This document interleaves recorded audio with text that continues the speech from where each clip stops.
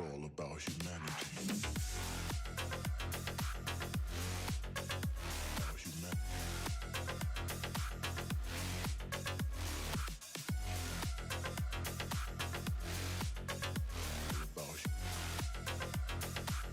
It's all about humanity.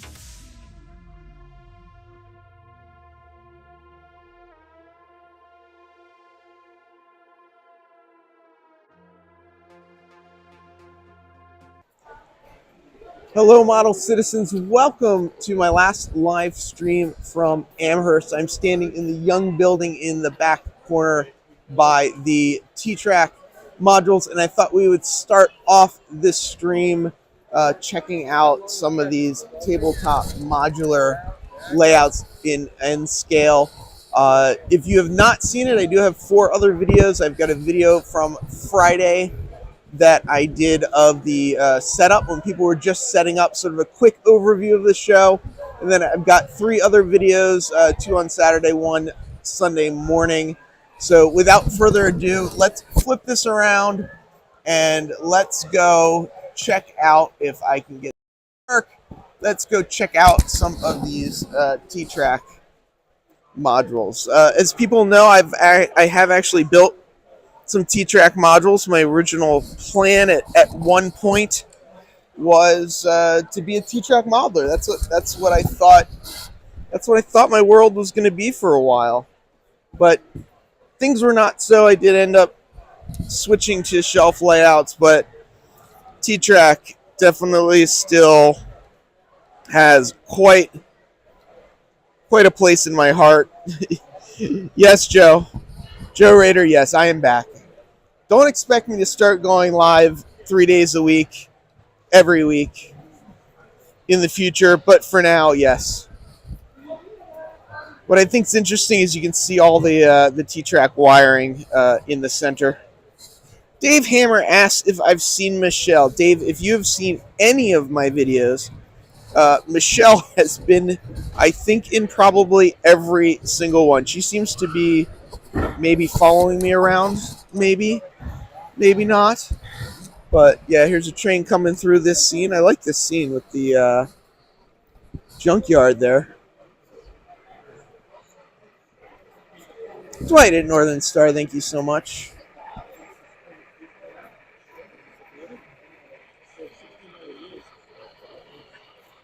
Got it. Dave, I am in the young building right now, and I have not seen her in the young building, so she is probably around. I just haven't seen her in a while. I love that cornfield with the whatever that vehicle is called starting to plow the fields.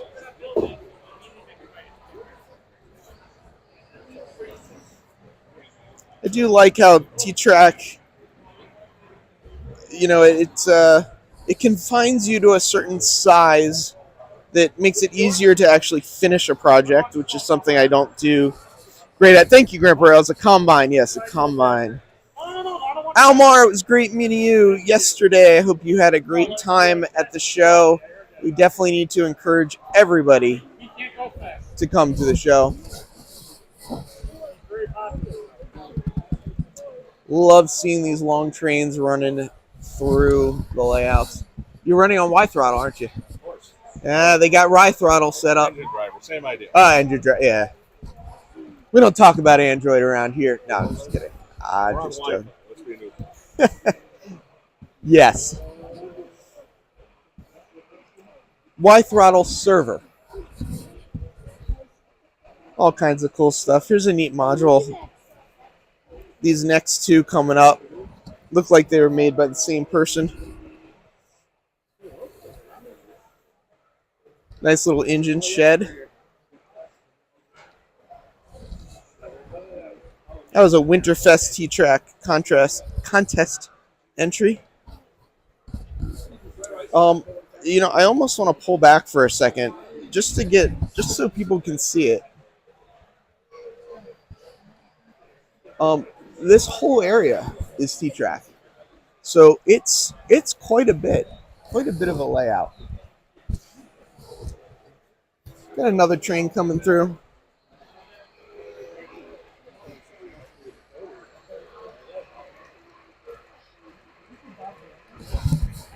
We're going to have a little meet.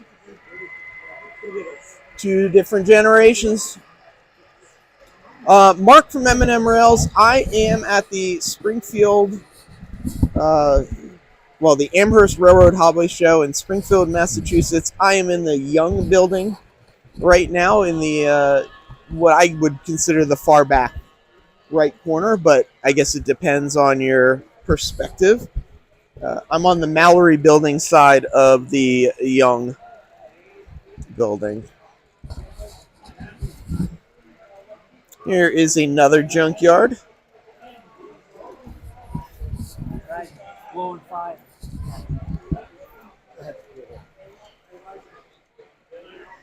And I remember this one from last year. Yeah, the fired breathing dragon on top of the hill.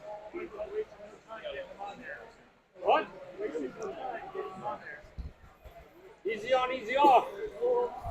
So a lot of times what these clubs do is there'll be 3 different clubs, and there'll be one club on these 2 tables, and then it'll connect to another set of tables. It'll be another club, and then connect to another set of tables for another club.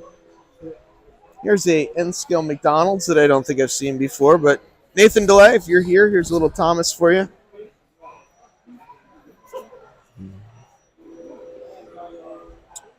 McDonald's, Chick-fil-A back there as well. A couple restaurants and things. Oh, this module looks to be falling apart. A little bit of dilapidation of buildings. Not really. I said falling apart, and boy, did I get a look. Boy, I tell you. Like, that's not falling apart. I have not seen any circus layouts. I unfortunately didn't get a chance to see the circus train running. It wasn't around when I was there. We're gonna swing around so we're looking forward, and I'm not walking backwards because I am not that talented anymore.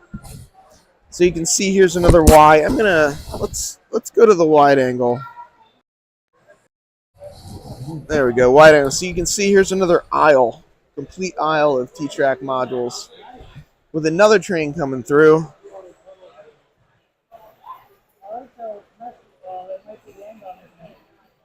Actually, we got 2 trains. We got one on the one side and one on the other side. Hello, hi, how you doing? Hello, Closet Branch. Welcome, everybody. Just hanging out in the Young building, checking out the T-Trak setup.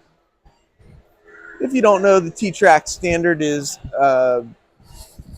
based on these different module sizes that you see. This one would be a Y. This would be a single right here. These over here would be doubles. And it's all Kadee Unitrack 2-track modules.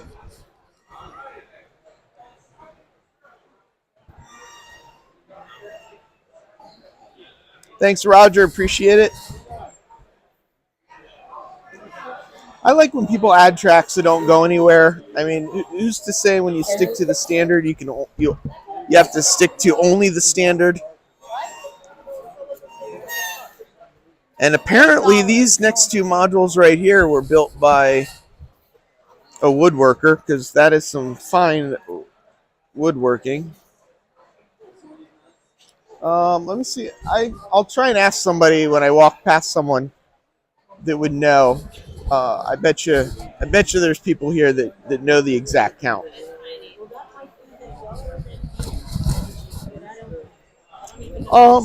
I don't know how much bargain stuff is here.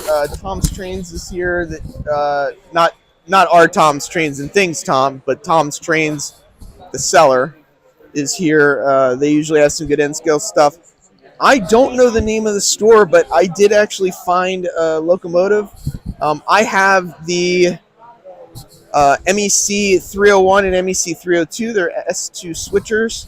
And I did find a MEC 302 for $120, which is basically 50% off of list.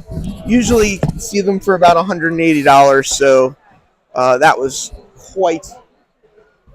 quite the good price.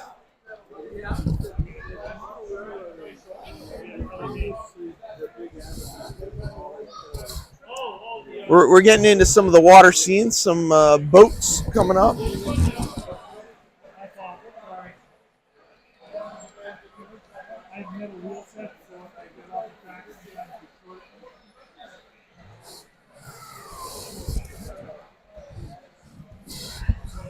Little aircraft carrier action.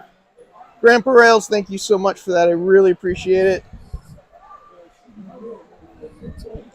Brad, do you know how many modules are here? Anyone know the module count?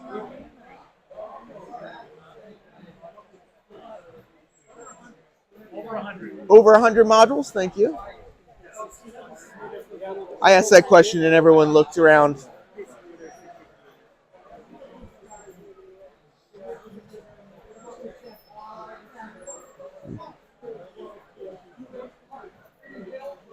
Like this with the lights.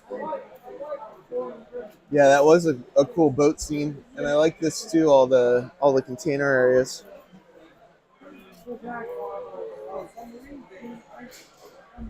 We just went up and over a young kid who insisted on walking underneath my arm. That was pretty funny.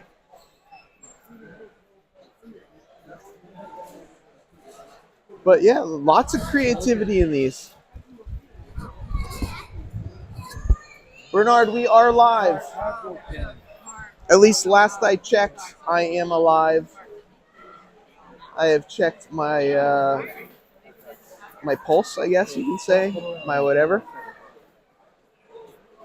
I see a pretty cool roundhouse module coming up. No, don't hide it. Don't hide it.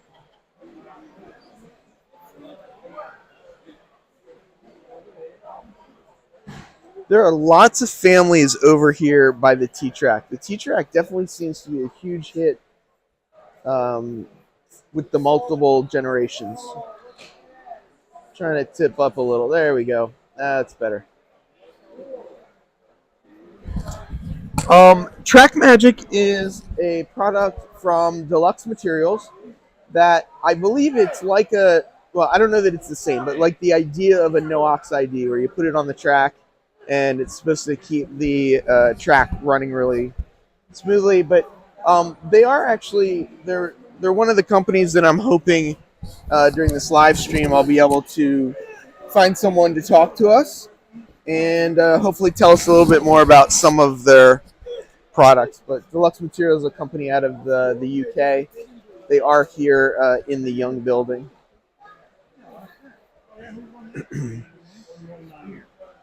Thank you. So I just heard there's 119 modules today on setup for the T-Trak. Check this out. Dry dock submarine. Check that out. That is cool. What is the big room? I am not sure. It was like a solar field, and it said it was like temperature or something on it. Not completely sure. I know. This is really neat though with this submarine. Let's see down here. Winterfest 2022 T-Trak Innovation Award for this.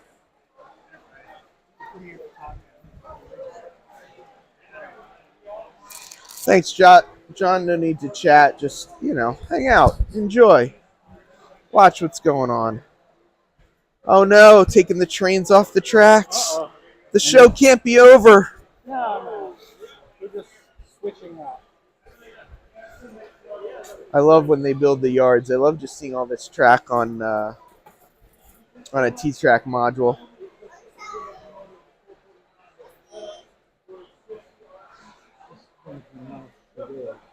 There you go.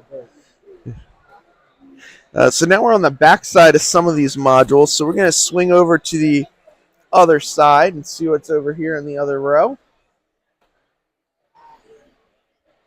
Got a little Erie Lackawanna train coming through. Yeah, the Closet Branch. Today is the last day of the show. They set up on Thursday, Friday, and the show goes from Saturday from 9 to 5, Sunday from 10 to 5. So it is sometime. I don't know what time it is. It's sometime, but it's going to end in like 2.5 hours ish from now. Then we all pack up. We all go back to our lives. But for a few moments, we got to enjoy. Yeah, yesterday at 9 or at like 8:45, I walked up and there was a line to get in, and I was bummed out because I was like, oh, I gotta wait in a line. Oh, and then I realized I get to wait in a line with model railroaders who are excited to get into the show, as excited as I am to get into the show. It was really cool. It was really awesome. It's great. I'm kind of looking around at people, checking out these T-Trak modules, and it's great seeing how much people enjoy these.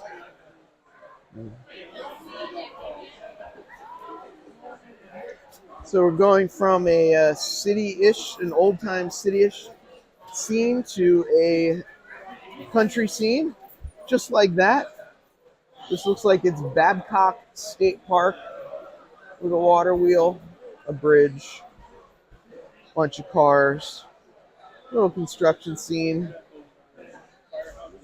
It looks like they've got a gentleman's name here, Bill Ponton. Looks like they're his modules. Somebody was asking about Ross custom switches. I don't think I see anybody over there, but I thought we could go just kind of walk through their booth. I don't know where the Ross person went, but they do have a big turntable here. Union Pacific 4012. Norm Miller, I picked up a S2 switcher, MEC 202. I already had, oh, look at that, a transfer table. Oh, and look, it's moving.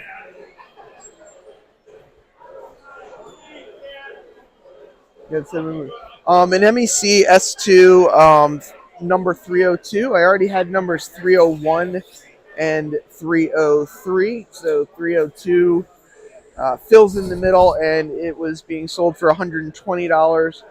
Normally they're around $170, $180. So I thought it was a good deal, and jumped in on that.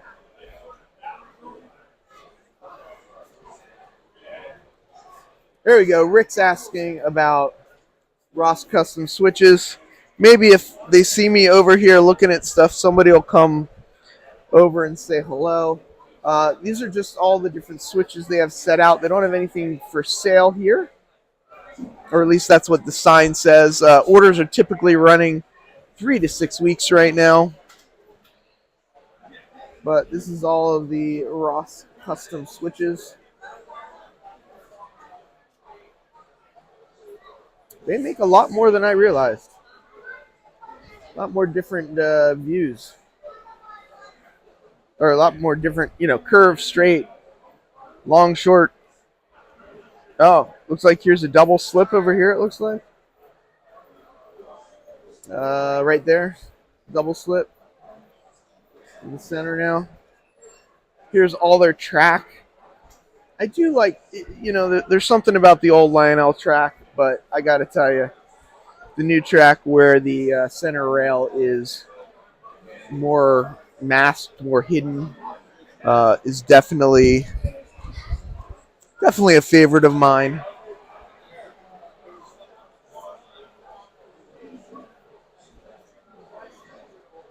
Yeah, this is all 3-rail stuff. But, again, nicely hidden, nicely sort of the way it's painted, it hides that center rail. So this is Z stuff for trains. I don't know if they're a Ross brand or not, but looks like they've got some relay modules in here, some remote push buttons, Oh, flicking some stuff around, making model railroading more fun. Oh, here's some buffer stops or bumpers.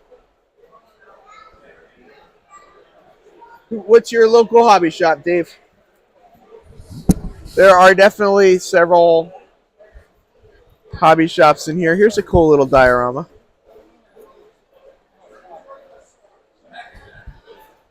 Bowser Motor Drive Upgrade Kit. Milder Series. Trestle Systems. All over here at the Ross Custom booth.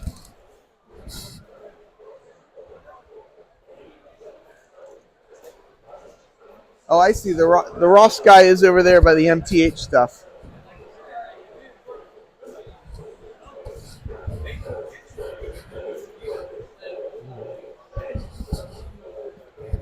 You want to come tell 64 people about Ross Custom Switches?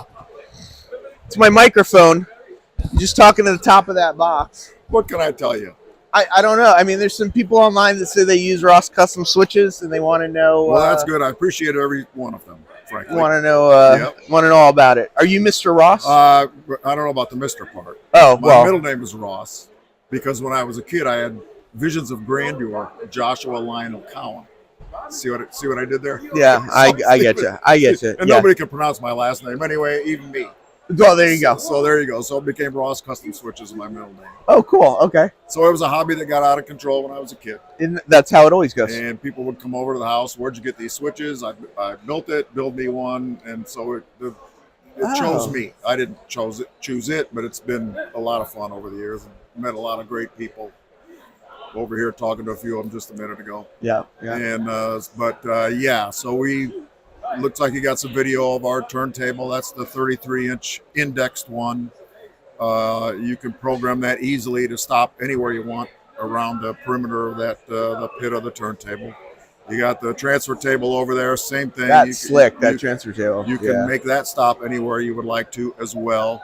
And of course the switches in the track. And you probably got our number 8 double crossover over there, which is pretty spectacular looking. It's also the most expensive thing that we make. So it's kind of tough, but it's like 49 inches long, so it takes a lot of space. But so we got the smaller You still making all this in your basement? No, I bought an old mill building in Norwich, Connecticut. So all our stuff is made in America. Oh, okay. In Norwich, Connecticut. There you go. An old mill building that I rehabbed and we moved in there. We got 5 of us working away like elves at the North Pole every day. Tough to find help these days. Boy, if anybody out there is of your 64, likes 67 working, now, 67, but we're good, yeah. Any of your 67 likes working with their hands and wants a full-time 40-hour-a-week job, I'd love to hear from them because finding employees in this day and age, as most people know, there's a help wanted sign in every shop in the country right now, and we're no different. Is. Yeah. And it's more of an apprentice program because it takes time to build teach people to build these things. Right. Build them correctly, and so their reliability is always is what we're looking for over anything else. Reliability is the number one thing that we're looking for. So yeah, we make track from 031 all the way up to 128-inch diameter track. And is everything built to order? I noticed your sign over there. You said it's a 3 to 6 week lead time right now. It's sort of, kind of. Okay, yeah. We build things in batches. Yep. So we have a certain amount on order, and it's we fill all the orders in the order that we get them. So if for instance, maybe we have one 064 switch on order, but the guy's been waiting. He's the next one in line. We're going to build a batch. Yeah. So a day or two is a batch. So now we got a whole bunch of those in stock just to fill that one, which is fine. We try to do it that way. Some of the stuff you can't build enough of them without making somebody wait another 2 or 3 weeks. So you can't build enough to fill all the orders right off the bat. So we build enough. So it works. It's not really custom, but it's almost. Yeah. You know, the only way to do it, you can't build them one-offs. You just can't. Financially, there's just no way to do that. Yeah. How do people find? I mean, obviously they can go to your website, but do they buy direct through you? Is there retailers? Yeah, we have a number of dealers. Whatever somebody's comfortable with. You can buy direct from us, or get, if you got somebody nearby, support your local dealer. Yeah, And absolutely. that's a tough business these days, so it's good to support your local guys if you can. Yep. And we're so busy right now. At this time, end of January 2023, we're running. Depends on what you order, but we're running 5 to 8 weeks on switches right now. Track is that we're a little bit closer on, but part of that is help, and part of that is just the pandemic. Just time. It's just it's been. It's almost. I almost feel guilty, but people were home. It's been a good time for us. I mean, if we could stay healthy, and of course we all got it sooner or later, and that slowed us down too. And that still comes around every once in a while, because it's going to be with us for the rest of our lives, I guess. What's I see Z Stuff Trains over there, and I see some other stuff. Are these other companies that you work with, or these other lines that we you sell a few things. We sell Gargrace Flex Track, for instance. Gargrace Flex Track's been the standard of the world since the early 50s or so. So we sell their bumpers and uncouplers and Z Stuff signals. We have Dave Heichel makes these cool towers for the bridges. If you see the towers with the bridges, we make the bridges, and he makes the 3D printed towers for those. Okay. So we handle a few things to go with your model railroad, so you get a little bit more one-stop shopping maybe. And we don't discount our stuff, but we do discount things that we don't make fairly heavily. So we try to help people that way. Yep. And that gets people off our back a little bit, maybe. So, because we've got to make a living at what we do, at what we build. So, but it's a little bit extra from there is helpful, and it makes people call us a little more often. I don't know if I mentioned it earlier, but right now we've kind of cut down on our phone hours. So we're answering the phone noon to 4 Eastern time, Monday through Friday, because while we're on the phone, we're not building switches. So I hope people understand that.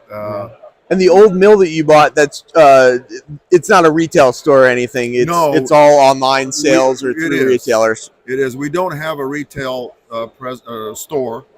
We have people stop by to pick up their stuff. Okay. Or sometimes to see the stuff, but they need to give us a call. So I know they're coming. So I'm sure I'm there. I'm not off at the sawmill buying the raw lumber that we make ties out of, for instance. So those ties are actually wood ties. Those are everything we make is wooden ties. Yep, except the tin plate switches we make, which make with the old style Lionel tubular track. I saw that over there. A plastic base. Okay. But everything else, all what we call our high rail line, uses wooden ties. So it always has. Yeah, and we get that wood right from the sawmill out of the kiln, rough cut, and we pare it down, and you got these big giant pieces of lumber, and they spit out little tiny ties eventually. Wow. Step by step. Slowly we turn. So we make literally hundreds of thousands of them at a time, and we make them 2-3 times a year, the ties. Wow. We make all our own rail, and we make all the thing you have to do is make sure that you have parts. And a lot of times if you have to rely on an outside supplier, they retire, they go out of business, something happens to them, now you're up a creek. So I try to do it as much in-house as I can, because for instance, we go to the sawmill, well, that's as far as we can go unless we're growing the trees. So that's kind of how it works. Do you make your metal rail then also? Or we do buy the raw steel in a flat form, and we have machinery that you run it through, and it forms the tie. So it's cold rolled. The rail. I'm sorry.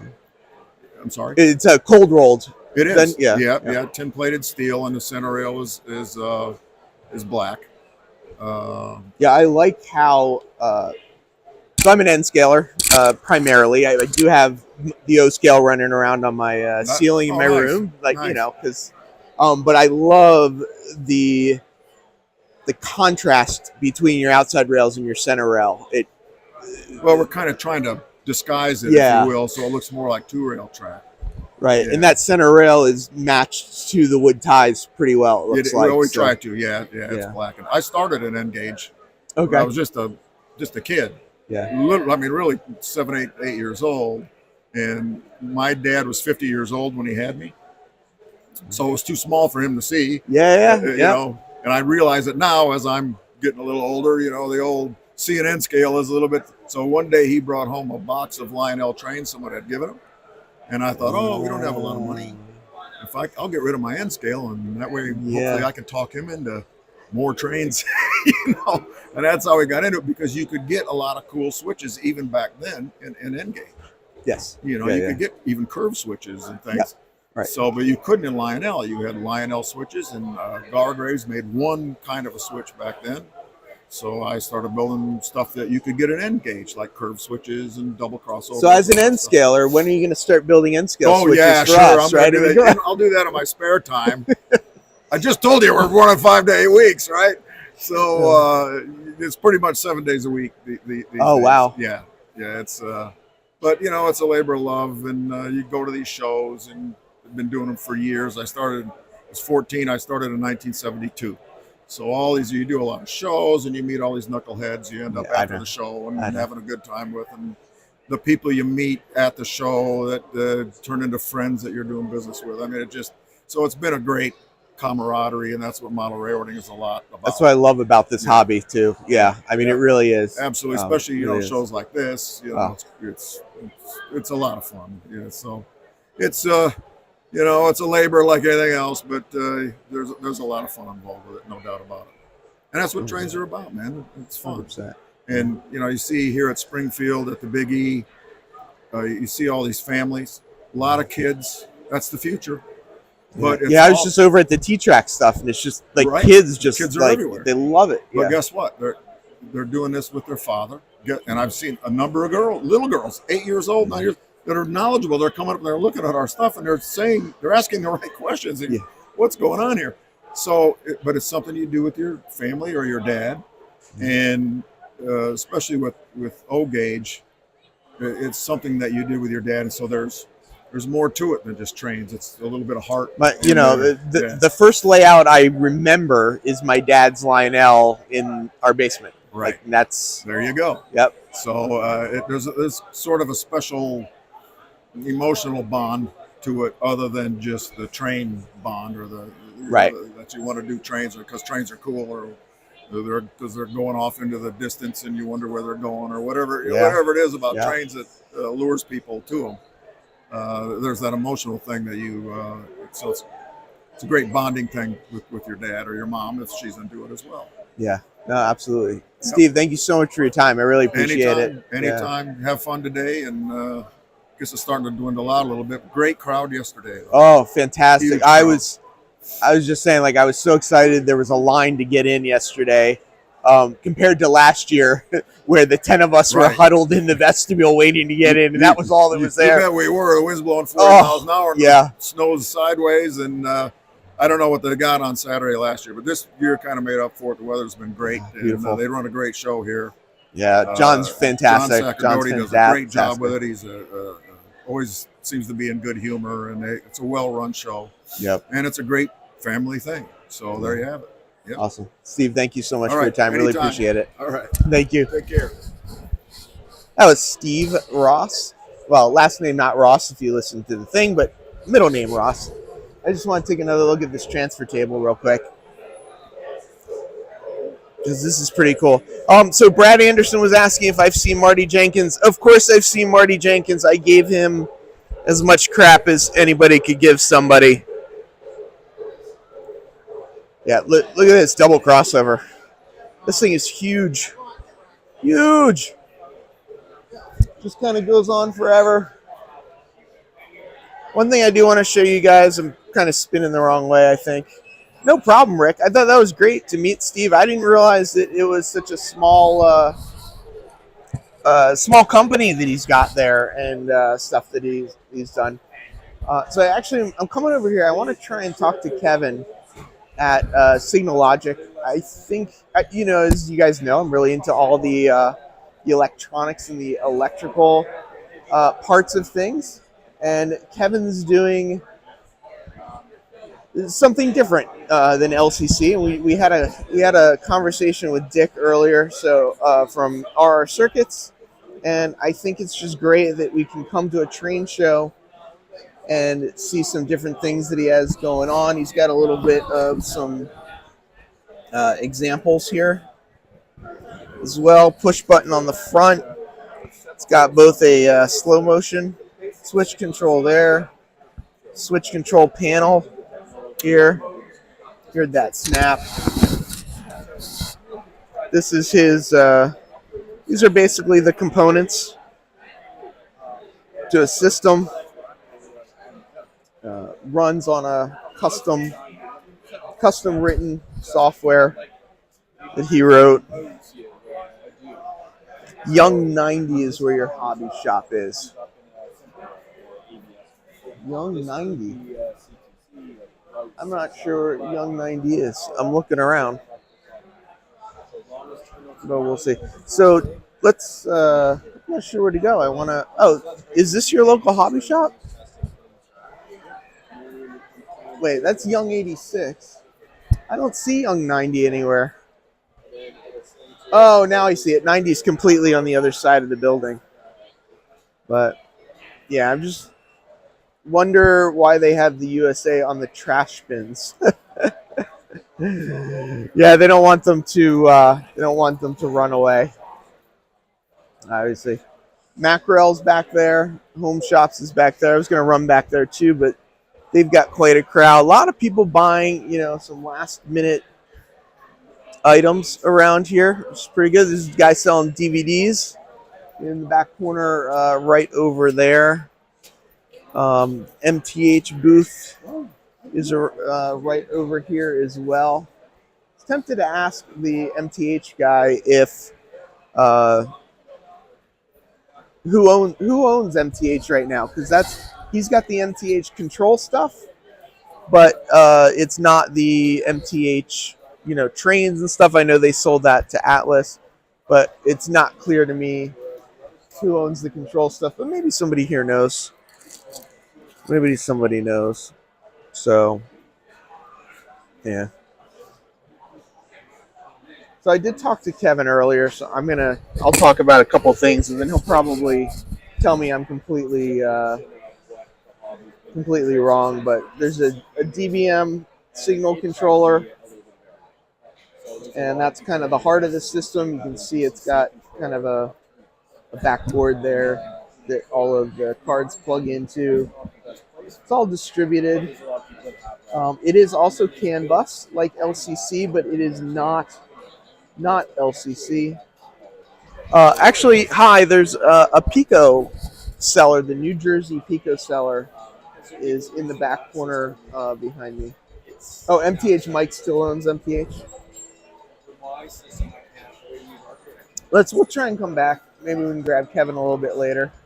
I don't want to disturb him while he's talking to other people.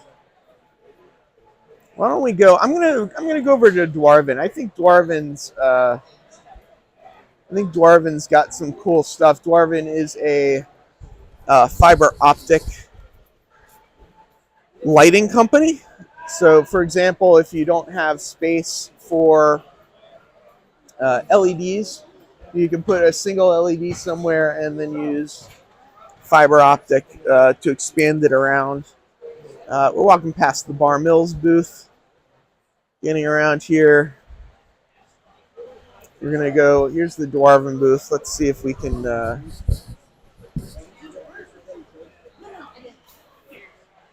See if we can get in here and ask some questions.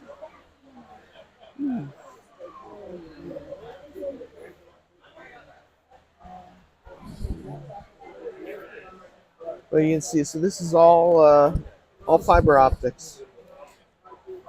So it's one box feeding everything. Shirley, would you by chance have a moment? I got 78 people online. Would you be able to tell them about all the Dwarvin stuff? Okay. This is my microphone. You see the microphone right in the end there, so people can hear you when you're Right. talking about stuff. So this is Shirley. I actually talked to Shirley a little bit at breakfast yesterday. We met, and I warned her that I'd be stopping by, and I'd make her show off all your stuff. So Yes. Well, we're Dwarvin. It's a family-based company. We started it because my husband lost the labels of his wiring for this lighting. So we have fiber, that goes into our light boxes. Right there. So we have nice lights. I can nick the fiber and get extra lights. Imagine a runway or an oil refinery, something like that. You can paint the fibers, and when they're nicked, you can make Christmas lights. We can dim them by just gently pulling them out as what you want. Push them back in again. So the different spacings and stuff. This is stuff like do. you can do, or you I can. do. Yep. So you can just cut it off Yep. like that, and Or you can just nick it. add Just new. Oh, cool. Cutting into the surface so the light just comes out. Just like that. Yep. So then you can have Christmas lights. We have different size fiber. So from 2mm all the way down to 0.5, which is really, really tiny. And we have lamps. Drill a hole and you can insert it. The fiber is already attached to the lamp. We have carriage lights. We have globe lights. We have swan necks. We have highway lights. We have small industrial lights that go over little doorways. We have billboards. So you sell either the raw materials or you have like built-in lights as well, so people can buy either. We can buy either. We have the 2 lamp lighters. We have the number 1, it's a smaller one. Number 2, it has a bigger grommet, so we can get more fibers in, as well as fatter fibers for O and even G scale. So with each of these, there's fiber included. There's 30 foot that comes with 1. 60 foot comes with the 2. Oh, cool. Okay. We have the lamps, and this is the illumination section. Then we have the animation section. Oh, okay. Where's that? That's down there. We can walk down there.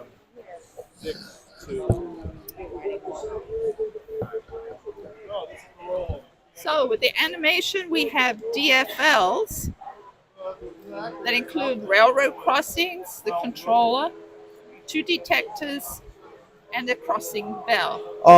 So you're working with Iowa Scaled Engineering then for the crossing bell and for the Yes. fantastic. All right. So we have them HO, O, and N. If we look up here, this is the detector. We run this.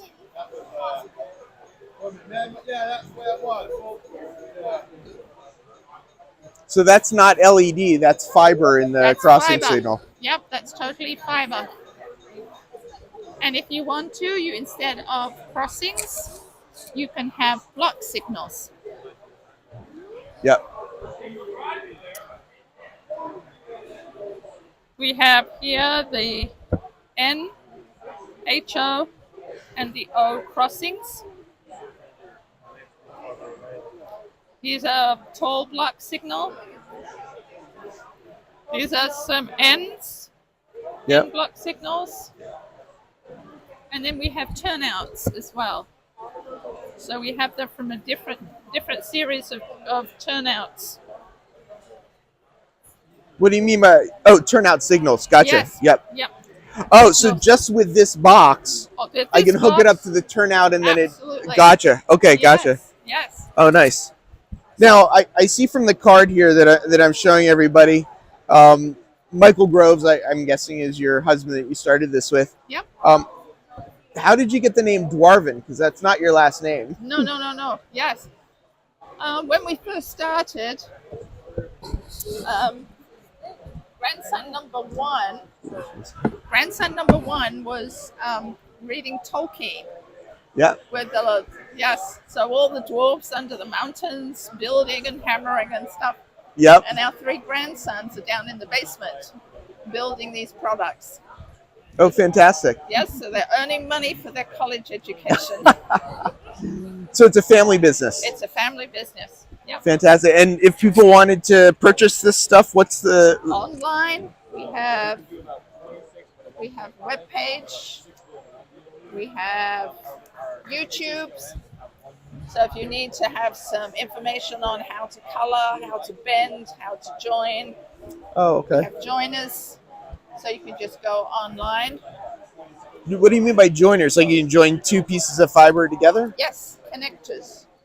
So this is for 0.75, and we have the little tubes. And this fluid has the same optical density as the fiber. So the light comes down, and instead of being refracted when it hits air, it goes straight through the fluid into the next fiber. So some people in the chat are commenting. They said, I thought you guys were from the East Coast of the U.S., but they're noticing your accent doesn't sound very East Coast. No, we've been living on the East Coast for about 42 years. Nice. Yep. Fantastic. Thank Yep. you. And we're out of Harrisburg, Pennsylvania. Okay. Yeah, I know. I've Yeah. seen you. Oh, you're in Harrisburg. Okay. Yeah. Yeah, I see you at the Edison train show all the time. There we go. Yep. Edison, Timonium, York. Yeah. Yeah. Fantastic. Good. I appreciate your time. Anything else you want to share with us before I... No, I think that's about it. It's very simple. It makes lighting very simple. No soldering, nothing Yeah. to burn out. It just makes lighting very simple for everybody. Fantastic. Thank you for your time. I really appreciate You're it. welcome. Have a great day. Thank you. There you have it. I got to say, if you're trying to get some lighting into your N-scale vehicles or your Z-scale vehicles, if you're even that crazy, it'd be a good way to get some different lighting effects in there. So let's walk towards in this direction. Let's see what we can find. So I'm in the Young building. I'm kind of trying to hit. Oh, I know where I want to go. There is there's a layout that is kind of a, I guess, commemorative. I don't know if commemorative's the right word. Is in honor of this location.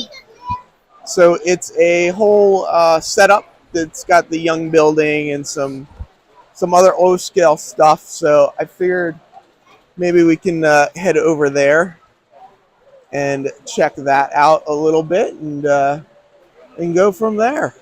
So yeah, Derek, thank you so much. Much appreciated. I'm gonna flip this around and we can take another zoom in a little bit just to get in a little bit more of the detail. I think there might be a guy. I don't know if I can turn that. There's a knob right there. I really want to turn that knob. I won't touch it. I won't touch it. Young building. Even got the guy sleeping out back. Ooh, some nice details, some nice lighting. This train has been running back and forth all day. Ed, thanks so much. Catch you next time.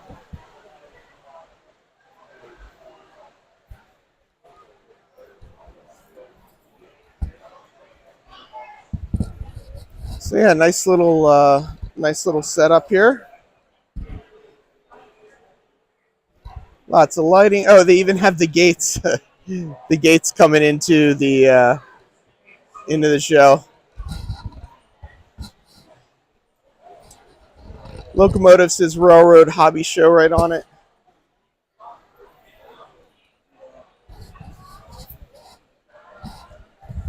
I'm doing a live stream right now with some people watching. Would any of you guys like to talk about this? Sure. This is my microphone. Oh, very good. Talk right into the end because you got to have a cool microphone. So what's the channel? This is Humanity Junction is my channel. Oh, nice. Very good. All over. So yeah, there's 85 people watching, and I was trying to explain this the best that I could, but I'm guessing somebody from around here might know a little more. Yes, this is my layout. I started it about 7 years ago, so it's based on where we are with the Railroad Hobby Show. It's the grounds is called the Eastern States Exposition. So every year this is the home of the New England Agricultural Fair, basically the big fair. And so there used to be a rail spur here, and it actually was right outside the building here. And so back in the early teens and 20s and 30s, the railroads had actually bring in all the exhibits by rail. And they tore it out in the late 70s. So this is kind of a fantasy freelance layout if the spur still existed during the train show. So I built it again back in like 2016 for the 100th anniversary of the fairgrounds. And then again, 2018 was the big 50th anniversary of the train show. So I've had it for the last couple of years here, and people seem to be enjoying it. I remember it from last year. Is it 2-rail O scale? Yep, it's 2-rail O scale. It's all just DC powered. Okay. For the shows, I just have it on a back and forth shuttle unit. I can operate it. It is set up as a switching game. So you have like the interchange track with the CSX yard, and then a couple car spots, and you can change out the cars, and you try to do as few moves as possible. It's more challenging than it looks.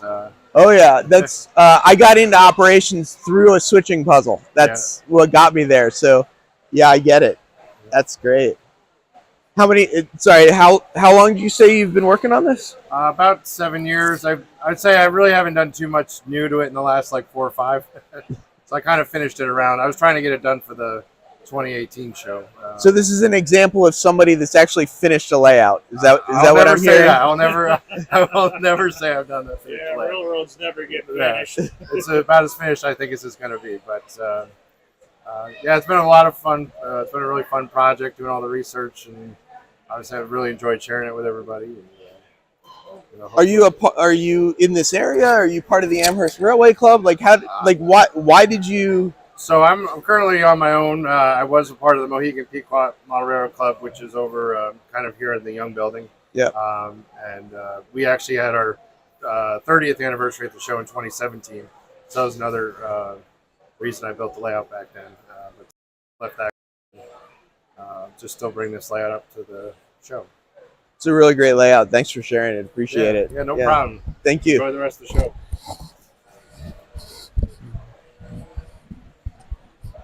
Let's take one more pass as we go by.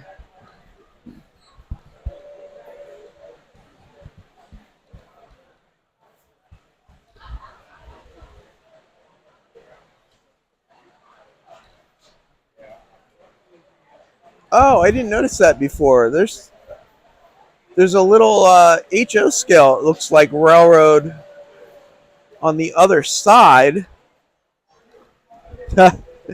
Joey, if you want O-scale 2-rail, Andy E.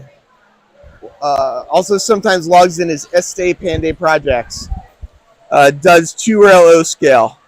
So he would definitely be someone to check out. I'm coming around to the other side because there is an O-scale layout on the other side. Oh, I just realized I'm...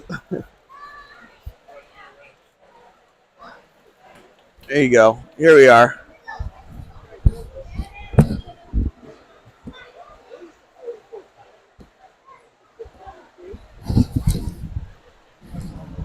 All right, so I may just push my way in. I'm going to walk back towards the Signalogic guys and just kind of maybe just butt my way in over there because I do want to make sure that you guys hear what he's up to.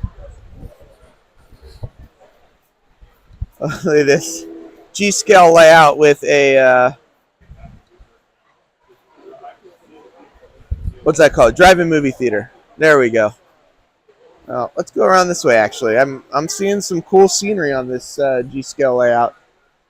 When they loaded in, I feel like there wasn't this much scenery on it, but now there's a ton of scenery on it. I may have to back up to get this in there. There we go. This is the only show where I've seen this much G-scale indoors. I don't usually see this much.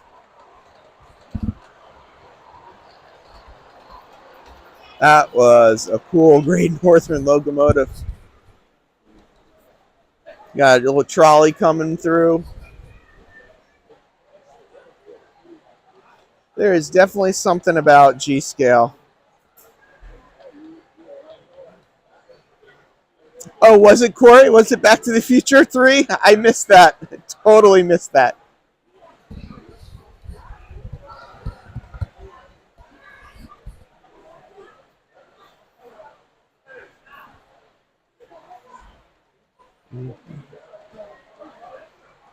Here comes another train in the other direction. Apologize for the fast flip.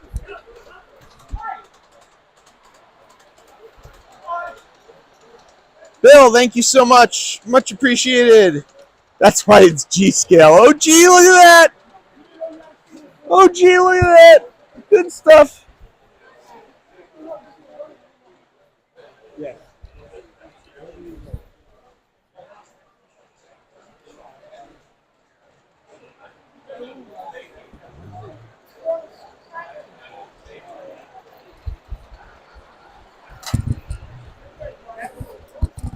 Oh.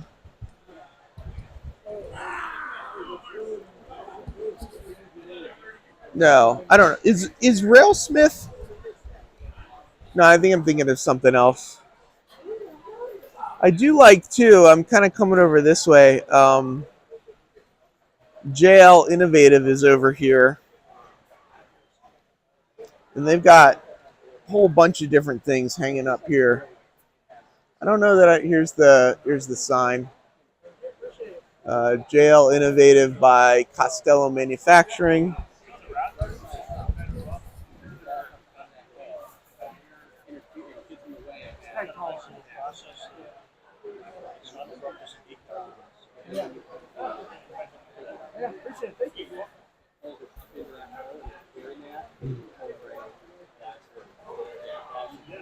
Hey there. I'm doing a live stream. There's about 90 people watching, and I just thought you guys had some cool stuff. Is there anybody that can kind of talk about what you guys have? Oh, he's got the name, Michael Costello, Costello Manufacturing. I've got about 90 people watching on a live stream right now. This is my microphone. I was wondering if I could hand this to you. If you can maybe show us some of the stuff that you got, just because I found it very interesting, and I think other people will as well. Okay, sure. So a couple of the new things that we've got is we're running, if anyone's heard of Sargent couplers. Sargent kind of went out of business. A guy in China, Inventive Models, started creating these Sargent coupler compatible. So we're kind of distributing them on our site now. So we have the new Sargent couplers. We have jigs for them. We have the uncoupling tools. So that's kind of new, and it's kind of a high demand product for us right now. Another new product we have over here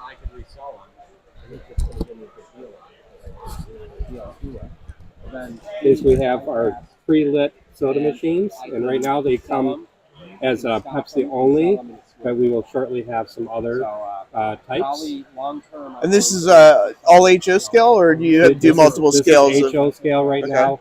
I think we're looking at probably doing S scale and possibly N scale Great. of them. I vote for N scale. That's okay. I would appreciate that. And then we have our general product before. We've got a lot of crafting kits all down the line here. Now these are all kits you've designed, or is this stuff that you distribute, or these kits we got with the business. That we have some new kits coming out that we've designed ourselves, and we'll be introducing over the next year or two. And then I noticed, in addition to a lot of these kits, on the other side here, you got all these flight cases with a bunch of detail parts and stuff. Yes, we have a lot of what we call, we're one of the few people that actually provide painted details, which we can go and take a look at those. I'm walking to the other side here.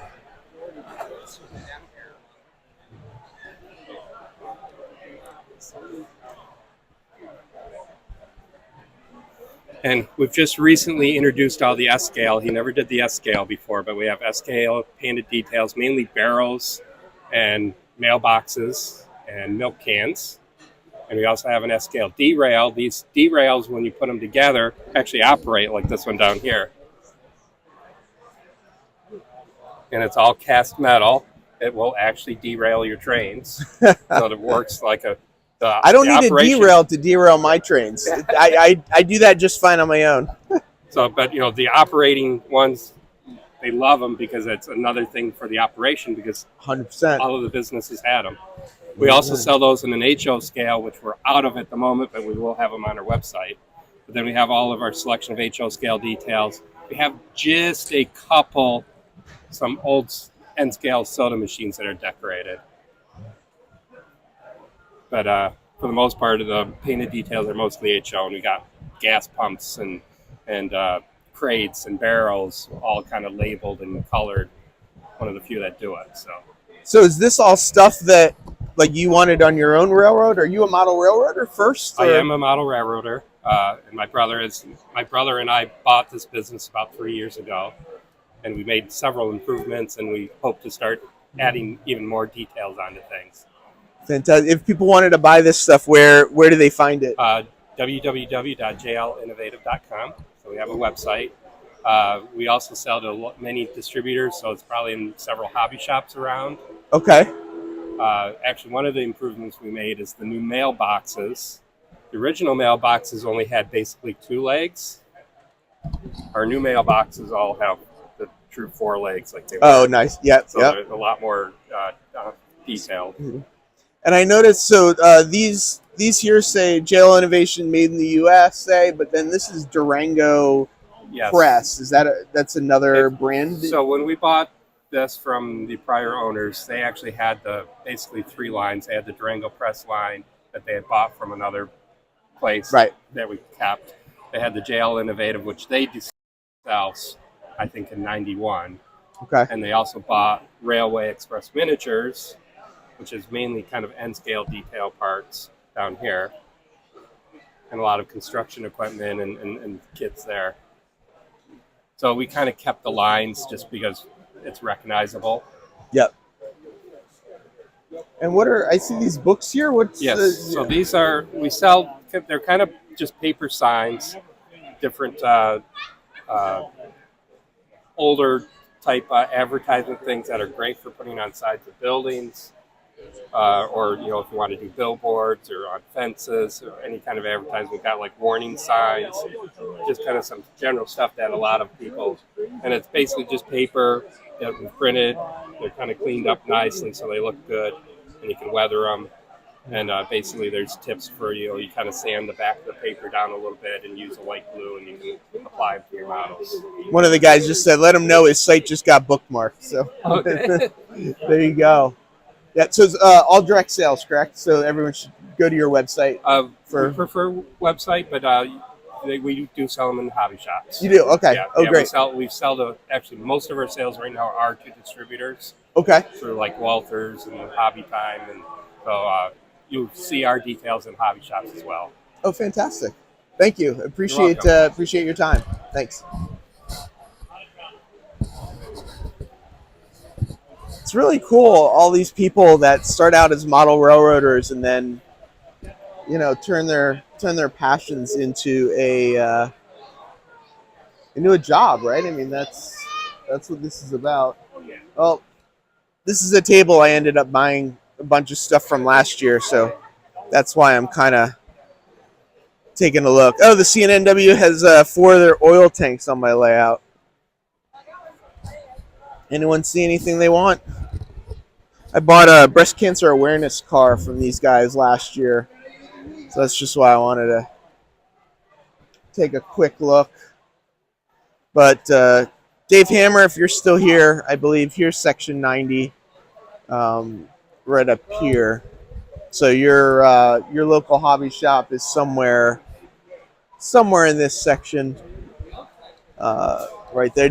Should we go see some S-scale? I walked past this S-scale pretty quickly the other day. Buy you one of each, John, one of each of the JL Innovation or one of each of all those N-scale cars? So this is S-scale, the scale we all know and love.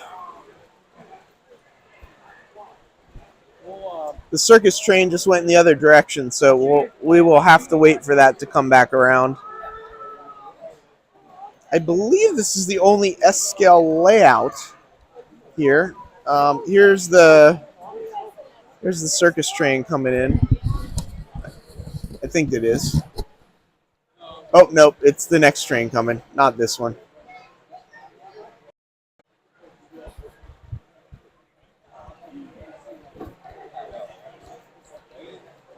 Yeah, Robert, things are definitely starting to wind down,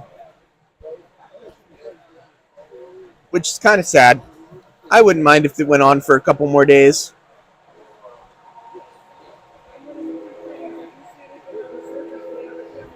There's some American favorite shows, circus cars. I don't have those. I may have to go looking for those. Down on the other end, they do have a camera car.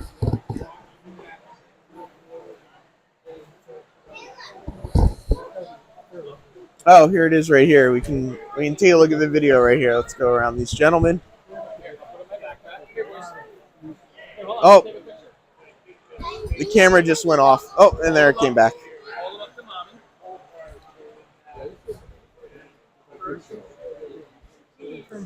So I'm not sure what locomotive this is. We'll try and figure it out. Let's see. Wait till you can see me in the camera, and then we'll know. Oh, yep, this is the train coming right now. So the train that's about to pass right in front of us. You can kind of just make out the camera in the front there.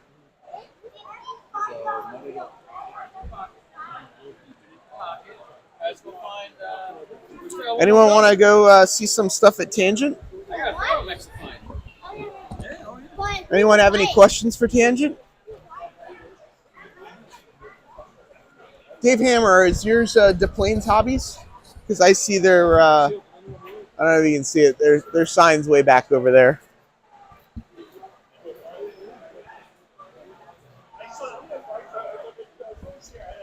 So here's Tangent. I believe this is all HO scale. Got a bunch of wheels here on the end.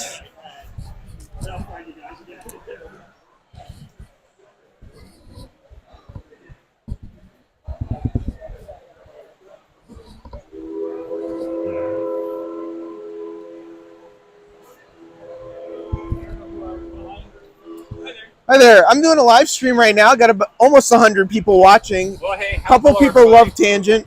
A couple people are saying, what the heck's going on? Would you mind using my microphone and tell us a little bit about all the new stuff you got? Oh, well, or all the old stuff. Whatever. Yeah. Who is Tangent? What is Tangent? Well, Tangent Scale Models, we've been building models since, 2007 now. And time flies. Yeah, time flies when you're having fun, right? So this current show, we released a new run of New York Central cabooses. So it's our, I guess, the third caboose in our line. Is it over here somewhere? Yeah, it's over here let's around walk the corner. over there. If you want to come on over.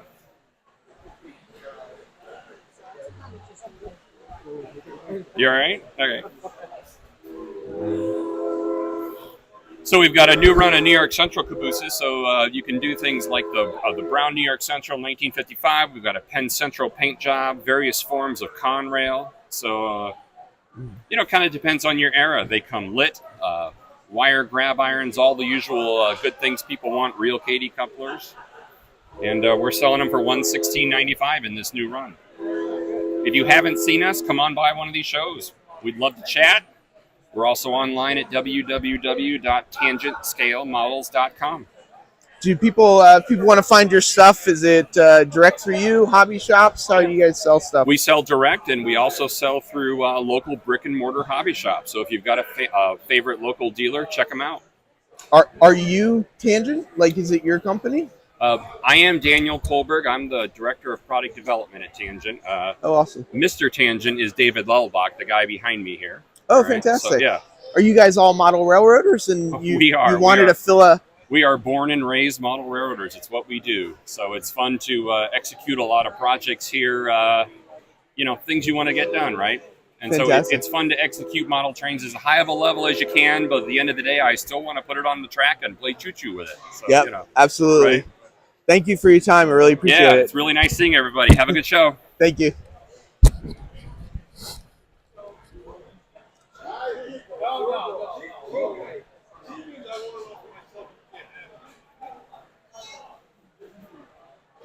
Talk Wheels, Heath. They have great packs. I showed the Steve. I don't know if you saw. I showed the wheels. Showed the wheels a little bit at the beginning. I don't know if you caught them in the video. But yeah, I saw they have nice wheel packs. I usually just because I'm N scale. I usually end up getting a lot of my stuff from Intermountain and get their wheel sets. But looks like Tangent had a lot of nice HO items. I'm going to head back a little bit towards Signalogic, which of course is completely on the other end of this place. I guess I can flip this around while I'm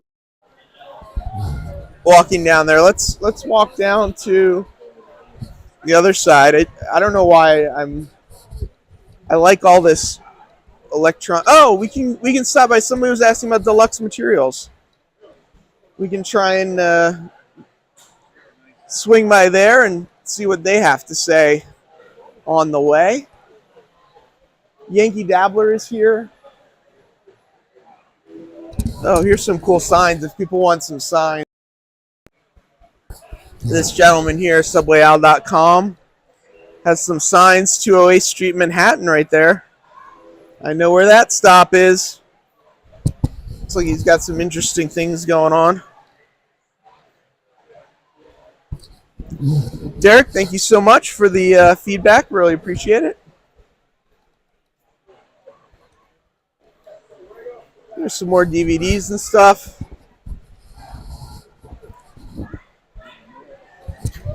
And some HO scale brass we're about to walk past. And I'm going to walk quickly because I don't want to be drawn in by any brass, because I definitely have a soft place in my heart for brass. Well, is it a bad thing? It causes what we're seeing here, because this floor isn't level. These tables are not level. So you have not level. This is Providence Northern Model Railroad.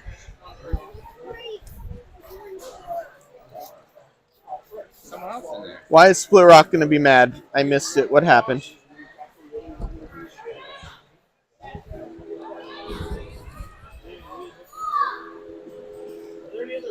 All right, so this is Deluxe Materials.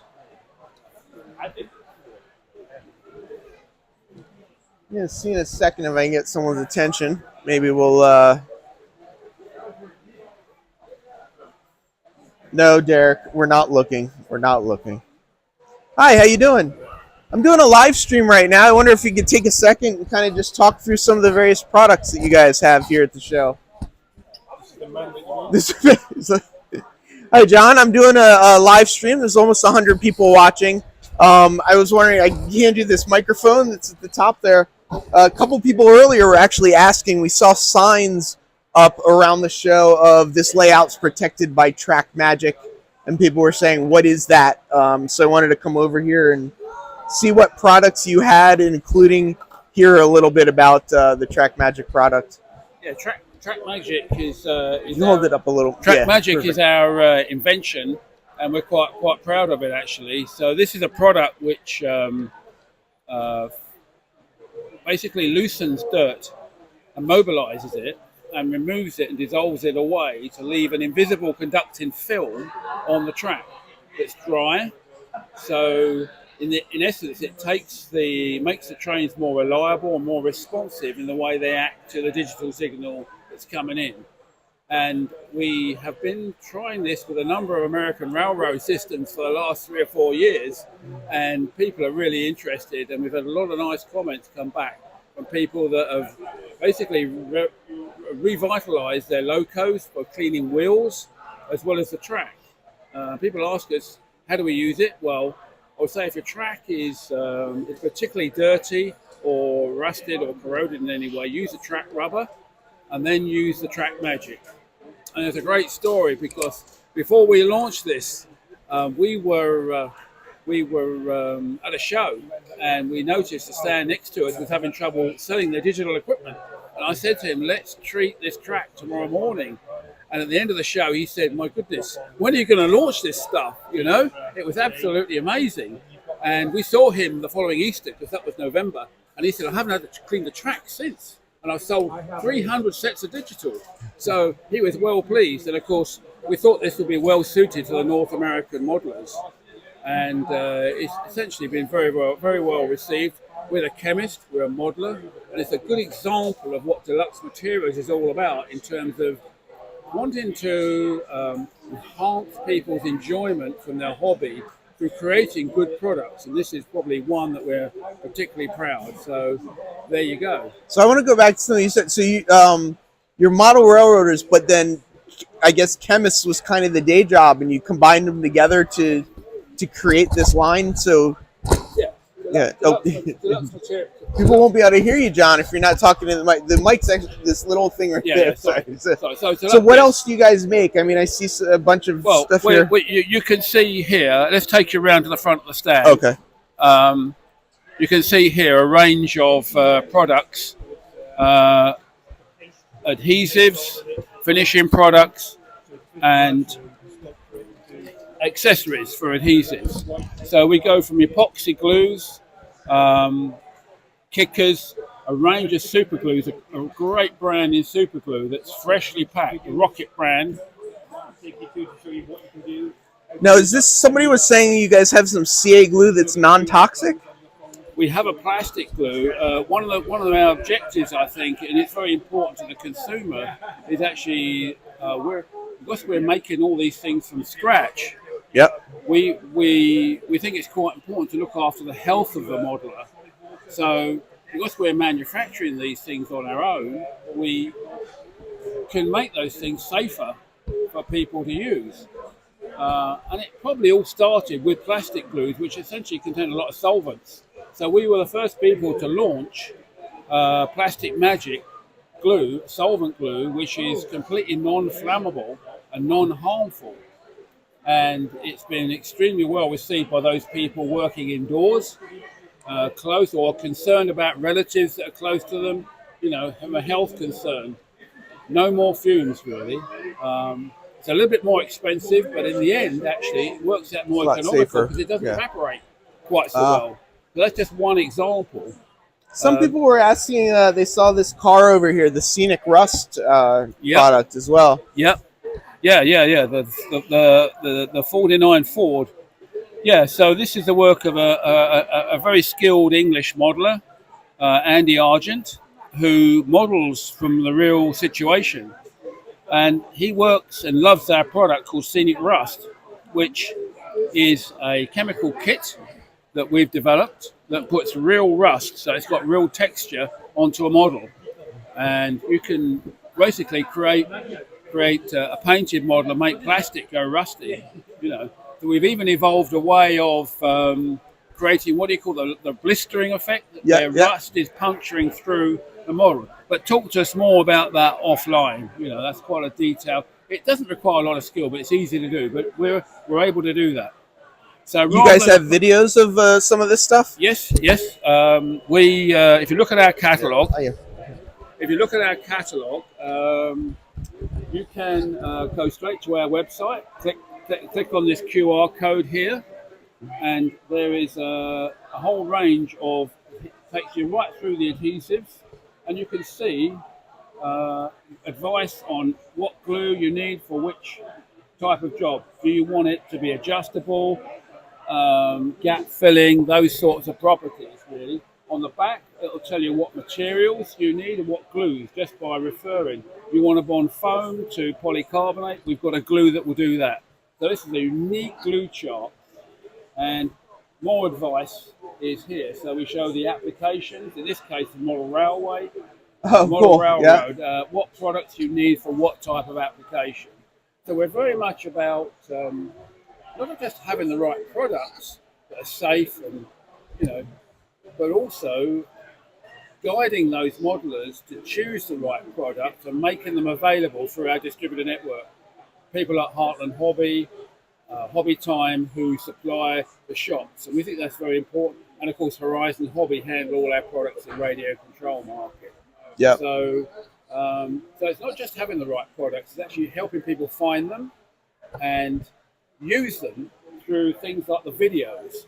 And you'll find in this catalogue, which you can download from our website, a library of of information on where to where a technology library.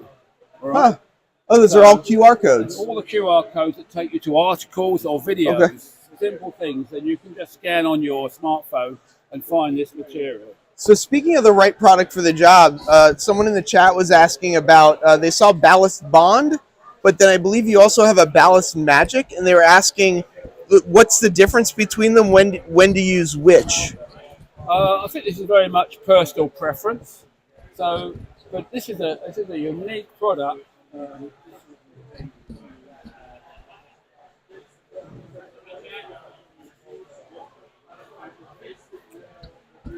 John's grabbing the product right now. But this is a this.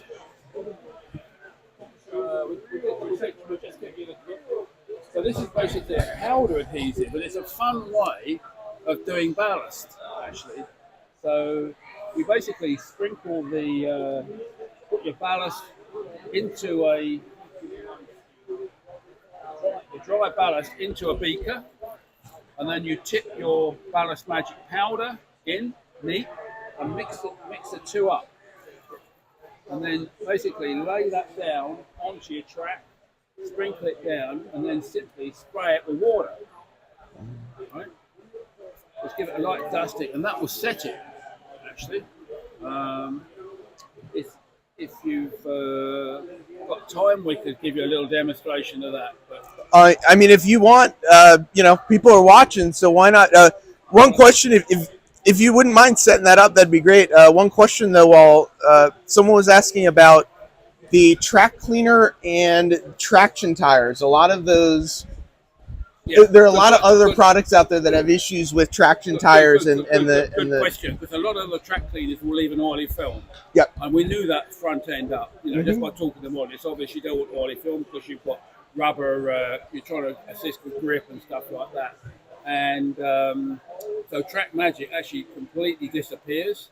So it doesn't leave an oily film or anything like that behind. So it's a dry film, but it's a chemically bonded film that protects there, and it's invisible. How do we know it's there? Very simple. Just look. Put a treated track and untreated track into an enclosed container with salt water. Come back in 2 weeks, and you will see the difference. That we show very much on our website.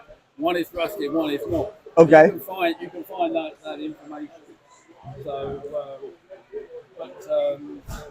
and the other thing, talking about traction, is we've got a great product called Liquid Gravity. Wow, what's this? I saw it over there on the shelf. There was Liquid Gravity. Could we have a pack of Liquid Gravity? Here it is. Wow, that's heavy. Yes, it is. Yeah. That was really heavy. I didn't realize how heavy that was. Heavy. So this weighs 250 grams. That bottom thing. Wow, what's this? Yeah. It's not uranium, but it's the closest thing you'll get to uranium. Unobtainium. Yeah, that's right. So what you can do is actually pour the Liquid Gravity. It's very mobile into cavities on the bottom of your trailers and tracks. Is it liquid? It's mobile, but it's metal. Okay. Heavy metal. Okay. So you can put high amounts of weight exactly where you need them. All right, that's the product, Liquid Gravity, and you simply set it with a hot cyano glue like our Rocket Hot Glue, which has these lovely dispensers, enables you just to touch it and then it'll capillary through. So here we had an example here. The Yankee Dabbler people here had an example of a loco that would not climb a hill because it's so light. So they just put the Liquid Gravity into the top, right, and that added the necessary weight. So now it will climb a hill. Sorry, that distracted me when you talked about traction. So, clever. Someone just said that's another example of trying to solve a modelling problem, really, with a neat solution. Really. Someone just says this makes me wish I paid attention in chemistry class. Yeah, I think so. Yeah, or know your periodic table, your atomic weights. So, but yes. So. Let's come back to the Ballast Magic, right? As I said, it's a dry powder, and what you do is essentially So you just take a fine, I'm using a fine ballast powder, and you just pour that in. Just put demo, and Oh, I get it. So you mix it in with the dry ballast, so it's all the way into the ballast. Yeah. We thought but the powder is so fine, it actually sticks to every little fine granule. So as you stir it in, the ballast actually changes. It's about 7 to 10 to 1 in terms of ratio by volume. So you could measure it out quite accurately on a beaker. But I'm just doing a little test mix here, just to get so you can see the example of the way it works. So let's just see. So here's a little.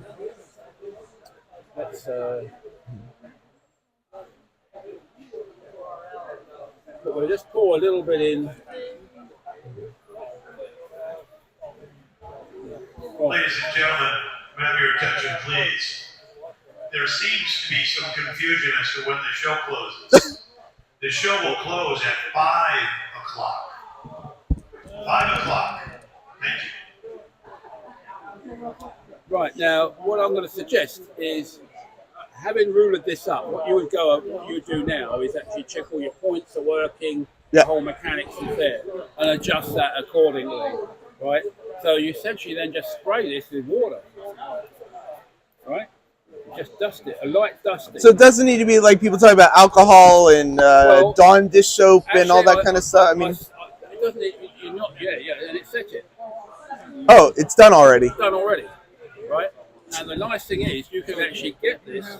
You can then get that up with hot water if you need to move your track or anything like that. So if you mess up your point by getting some ballast in it, just use a little hot water with this, and it comes right out. And it comes right out. So it's reversible.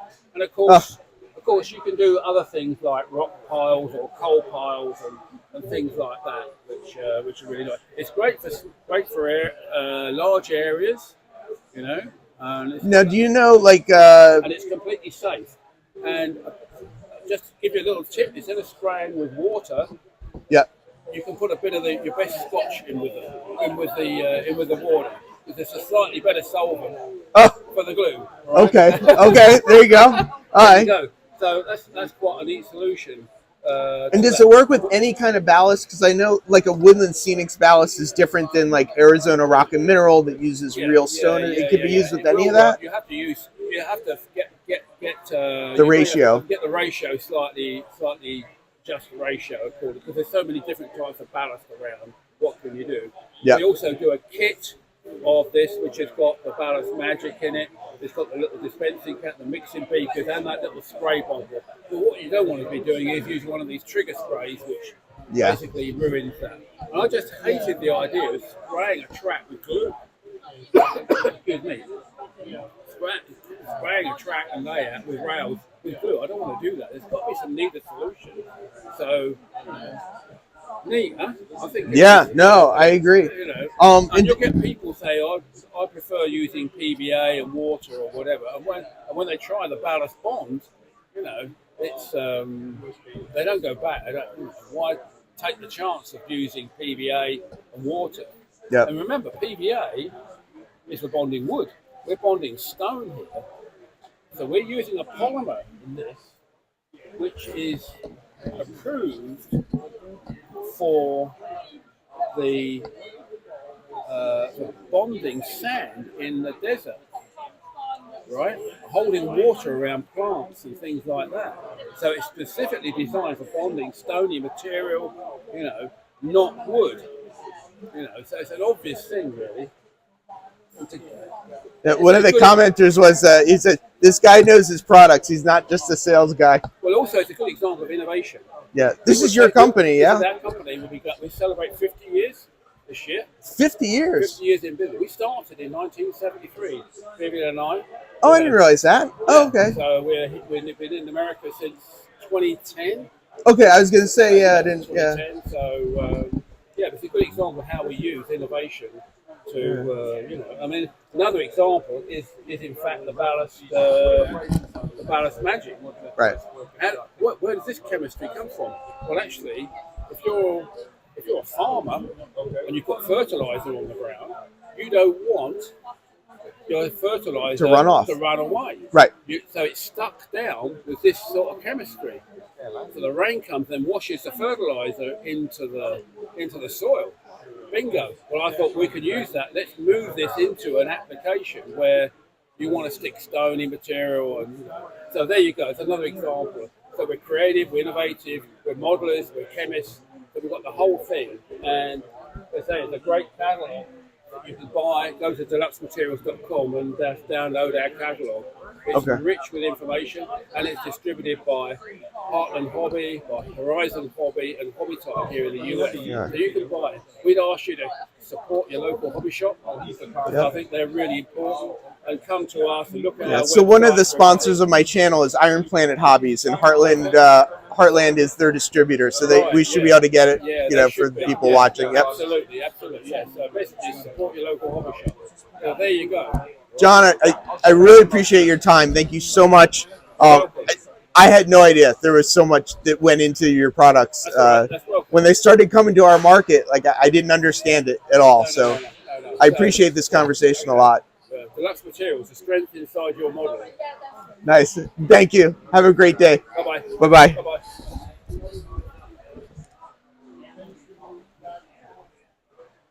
Yeah, that was it's interesting because when I first saw the Deluxe Materials stuff, I kept asking that question. I was like, why? What is this ballast magic stuff? Why do I need it? Like, the other stuff works just fine, but then having that opportunity to talk with him just now, I really understood it. In a very different way. So I'm really glad I had that conversation. And I do just want to mention, here they are right here, Heartland Hobbies Wholesale. Anything that they have, if you go on their wrong way. Anything that they have, if you go on their website, Ryan at Iron Planet Hobbies can get any of this stuff. We do have a discount code with them. So definitely check it out. You can see right here. Let's see, right there is the Deluxe Materials stuff right on their table. So definitely check that out. And it looks like, if I can hurry up, Kevin is not talking to anybody. So let me go over there. Kevin at Signalogic Systems. I know I keep talking about them. Keep trying to make my way over there. I'm going to walk a little quickly. They showcase hobbies there. I'm not sure. If you go on the website, it does list everybody that's here, and you might be able to find them. I think did Kevin just run away? I've been waiting for him to get free. I've been waiting for you to be free. Everyone keeps huddling around you, and I said I'm coming back to that is my microphone. If you look at a little microphone in the top there, and that's so if you actually hold that up and tell us all about your company, they'll be able to hear you. And so people already know. That's perfect. Okay. A lot of the people that are here now were here when we were talking to Dick Bronson over at RR Circuits. Okay. This is different. This is something completely different, but also around signaling and stuff. And I just wanted to make sure people saw this and saw what other options are out there. So if you just sort of tell us about the company and who you are and what you've got here. We got, just so you know, too, there's 111 people watching. So right now there's 111 people. So don't get nervous. It's all good. It's all good. Usually it's been one-on-one with Kevin, maybe 3-on-1. We were ganging up on him a little bit earlier, but yeah. So if I can read the chat quick enough, there might be some questions as well. But yeah, so who are you, and what is this Signalogic system? Yeah, you got it. Exactly. Okay. So my name is Kevin Rudko, and I am the principal here at Signalogic Systems. I started this just as a simple kind of proprietorship, like 1998. I started off very regional up in Western Canada. Always been interested in signaling. Started off doing crossing systems. Wait, you're a Canadian company? I am. Oh, guys, we gotta go. No, Just kidding. Bernard at Mini Prints is a really great friend. That's right, yeah. Lauren over at OVR, good guy. Lots of good All the guys. guys that have been hanging out here have been in Ontario. Yeah, absolutely. So it's great. So yeah, no, I've been doing this for a long time. It's been low key, very regional. Been doing crossing systems for a very long time. Been interested into expanding it, but been doing it slow. It's part time. I work as a real signal engineer for the railways. I've been NCP in Canada. Do a lot of consulting work for transits now, that kind of stuff. So signaling has always been there since I was a kid. It's always been a passion. And, really this evolved from not having anything that was functioning the way I wanted to as a model railroader. And so basically I took it upon myself to start creating it, whether it was the models or the systems that drive them to make them work the way they should. Fast forward 20 some years, we've established some product line. We've got a signaling system, crossing control, switch control, train detection. We've built up our production. So we've got pick and place machines and ovens and stuff to build our boards in a lot larger production scale. And so we decided back in 2019 or so to start coming to Amherst, now to Train Fest, and trying to bring a little more exposure to what we're doing. What are we doing? Basically, some of those products we just talked about. Crossings. Yeah, do you want to maybe go through some of this stuff right here on your... Sure. He's got a... I got to say, he's got... Now I understand the CN locomotive, by the way. But this has been making me nervous all day. I just want to point this out first so that I get it out of the way. Watch this train come to the edge here, and there's nothing to stop it from going off the edge. And so far it hasn't gone off the edge, but it makes me nervous. So I'll only be able to hang out for so long. But there you have it. Okay, yep. So why don't we explain what we're looking at here and how it's doing that? Sure. So we built this display very specifically. We wanted to show all of the laundry, so to speak. We built it so that you can see all of the wiring underneath, because a lot of people get very scared and intimidated of building systems like this. So we wanted to show, we've got a DCC bus, we've got a DC 12-volt bus that runs our stuff. I wanted to show every single wire. And yes, some people are intimidated by it, but we said it's just like a tree building on your scenery, one at a time. It's not that hard. So we've got two different major things going on here. We've got a grade crossing system here, and we've got a block signaling system. The grade crossing system is in the middle here. We're actually showing all three different methods of train detection that we have offered. We're using ambient photocells that we provide in our kits natively. Most people are happy with that out of the box. But you can also upgrade to infrared that we're showing using here on this zone. And we're actually using the current detection that is actually being used for the rest of the signaling system as part of this approach for the crossing. So we're just trying to show a cross-section of different train detection technologies. We also have switch control and feedback systems. We've got tortoises on the layout here where we've got a little control board underneath that takes the characteristics of a tortoise, converts it to a standard switch I/O pair.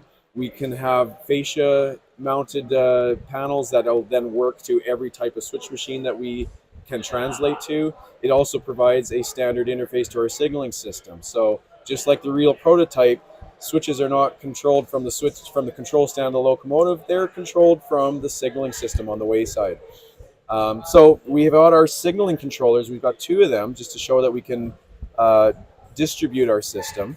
But our DBM signaling controller is a very powerful system. It can control up to 32 signals, and I'm not talking signal heads, full signals. They could be up to triple headers, 32 switches. Yeah, there's a lot of things it can do. Yeah. Very powerful, especially for fixed layouts, which means it actually becomes very affordable too.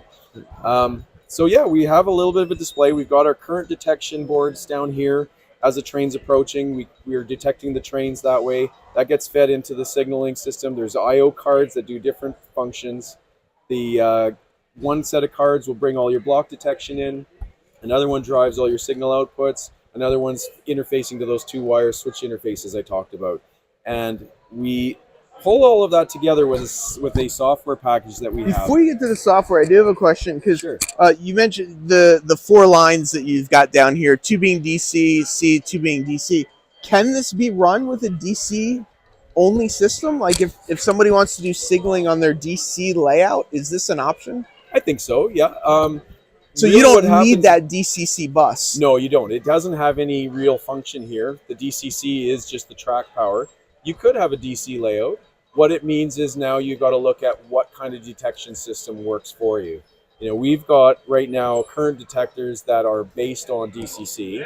Gotcha. But you know, if we have enough demand from customers that want a DC base, we had people talking about large scale, even G scale. You know, we're open to creating a line of detectors that'll work. And the whole idea is that, you know, you have different options to detect your trains. You've got optical methods, you've got current-based detection methods. If you don't have DCC, you can do AC or DC, like the O-scale stuff. There's a few different options that we can work with. Yeah, because it just occurred to me that, you know, there's still a lot of DC modelers out there that do want to do signaling and would like a little bit more of an interlocking type system as well. And this might be a solution for those guys to look at and really consider. That's right. Yeah. So we've talked to a few people even this weekend about that. And, you know, we currently don't have a product line that supports that. But there are other product lines that do. And a lot of what we've built is compatible in hardware. So we can look at marrying that up with a customer. We also talk to people with sectional and modular layouts and the offerings that we have. We've done a lot of work with Fremo and their MSS signal system, which is very hyper simplistic. But we've worked with some of their groups, and we've created an overlay which allows us to do much more sophisticated APB directional signaling, CTC, on these layouts that are, you know, traditionally standalone, but then they get cobbled together as a modular layout. And we've basically closed that off as well. We've been able to provide a bunch of sophisticated options, even allow crossing approaches to be passed over for modular neighbors. Stuff that never could be done before. So we're doing. So a lot this of is work. hardware and software, you were saying. So that's right. And we're looking at some sort of like dispatcher-esque type panel here. Do you want to just talk a little bit through the software and just to be clear? So this is proprietary software. It is CAN bus, but this is your software that you wrote that controls all this hardware and everything. Right. Yep. This is what we call Signal Suite. Right now, we're looking at it in the operations mode, which is kind of the end product. And you can use that as, you know, if we were running this as CTC, you can use it as a CTC panel. We do actually have train tracking. I can assign the locomotive number on here right away. I'm just going to wait till it gets on this block. Excuse me, this block. And 9637. We can see that ID pass around as it goes. But what we start with is actually, this software is actually the configuration tool for our signaling system. It's a powerful system, it's very flexible, and we don't want users to have to be a computer engineer, an electrical engineer. We want them to be able to effectively draw their layout, and in doing so, we actually do the programming for the layout. We're working on Hold on, this. say that one more time again. You guys will do the programming for the layout for people? Is that what? We Sorry, can do that as a service, but what we're working toward is that this software will allow the users themselves to do gotcha. so. Sorry. So, Okay. you know, you get a starter pack of all the equipment, you draw part of your layout or all your layout, you'll be able to do that all without really doing any coding, no technical stuff whatsoever. Gotcha. Yep. Right now, we're still working on some of the pieces, so we do exactly what you said. We'll actually work with customers to configure their system as a project with them, to make sure we get them to the finish line. But in the end, what we're working towards, and we're getting very close, is that this system will take this drawing and very much convert that into what the hardware understands, and in it itself, it runs it. The computer is not the brain. It actually makes no decisions in the signaling. The DBM controller does all that. If you have an automatic signaling system like APB, once you have that running, you don't need the laptop anymore. You turn on the layout power and it's running. You only need this then if you have to if you need to use it for troubleshooting or any other function like that. Otherwise, you know, if you want to use it as a CTC panel, we've got lots of customers that are using their Signal Suite panel, their display for CTC very successfully. And one thing, just for some people that are doing the Fremo stuff, we were talking earlier, and you were saying that like if you swapped these modules around, they would still know where they are or something. Yeah, that's the beauty of the MSS system that they came up with, was that though that little bus basically connects from module to module to module, and it is always connecting to your neighbor. It's not a flat network like a lot of other things out there. So that module always connects to the next one, and it's going to connect to that next signal, that neighboring signal. So you can bring any module and put it into the layout, and then the next setup, you can actually scramble them all around, and if they have signaling, it'll still understand what its neighbor is, because it's connecting directly to its neighbor. It's not a network thing. It's not a reprogramming thing. Yep. And so, yeah, it's got simplicity, and it's beauty in its simplicity, but we're actually even adding some additional steps to it so you can do even more. So we've actually demonstrated like an APB and CTC type system in a Fremo layout up in Western Canada, and it's really exciting stuff that we're trying to do for those guys. Yeah. And just to talk about it a little bit, there is this standard that's being pushed. That's also a CAN bus protocol. You are a CAN bus protocol, but right now the two systems don't talk to each other. But if there's enough interest, if things take off or something, you guys are constantly redeveloping and watching the market. And that's right. Yeah, I mean we've got a hardware base with our CAN bus implementation that's been working for over a decade, rock solid. Never had any real issues with our customer base, and so at this point we're very happy to stay there. But we're also watching to see what the market is and what developments are occurring. And we purposely developed our newer boards to have the same footprint so that we could very easily move over to that topology if it gets to the point that we feel like, yeah, it makes sense for us to move over. In the meantime, what we're trying to do is really focus on what we do. We're trying to really focus on signaling, wayside controls, making that the best, focusing in on those functions and delivering that to our customers in a way that's really reliable, really simple, and simple to use. So I see you're in Edmonton, Alberta, so I'm assuming if people want any of this stuff, they just have to drive up there and visit you, or are there other ways to thankfully, to we've got a website that works everywhere, and we do take orders on the website, and we do ship. We typically ship by UPS, so we will get it to you in a few days. Typically in the shipping that we apply, we can get UPS rates that'll get there, depending where you are in the US, in 3 to 4 days typically.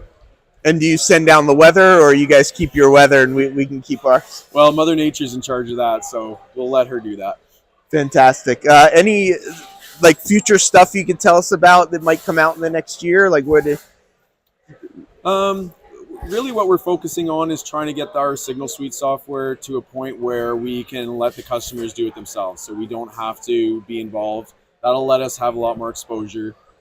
In doing that, we also are hoping to actually open up basically a starter kit. We want to be able to have a nice box that you open up, boutique kind of box, open it up, there'll be a signaling controller, maybe some simple PCB mount circuit signals, maybe a tortoise, just enough things that you can play with and understand and get comfortable with it so that you can see what the system does and start getting ready to deploy it in a larger sense. One of the viewers says that guy should go help Norfolk Southern and CSX with their PTC and signal problems. There was another question, and then I read that comment and I got completely distracted. But yeah, I mean, no, I think I love all the options that are out there. I know what I wanted to say. You talked about your suite and that you're still working on it. But just to be clear, you didn't start this company last year. You guys have been doing this for a while now. So. That's right. Yeah. Like I said, we started in '98. And at some point along the way, I used to work for railways. I worked with the railway industry by day. And at some point, I actually started consulting under my own banner, under this same banner. So the company became incorporated, and it actually allowed for a little more investment in the model railway side. Yeah. And so we've been doing a lot more and getting a lot more exposure because of that opportunity. So yeah, we've been doing this for a long time, and the signaling, we've been slowly developing the system with modular layouts, with Fremo, with fixed home layouts, lots of different options. So we've been really thinking about all those use cases as we move forward. So we are just trying to get our name out there a little bit more, get ourselves a little more household name. Yep.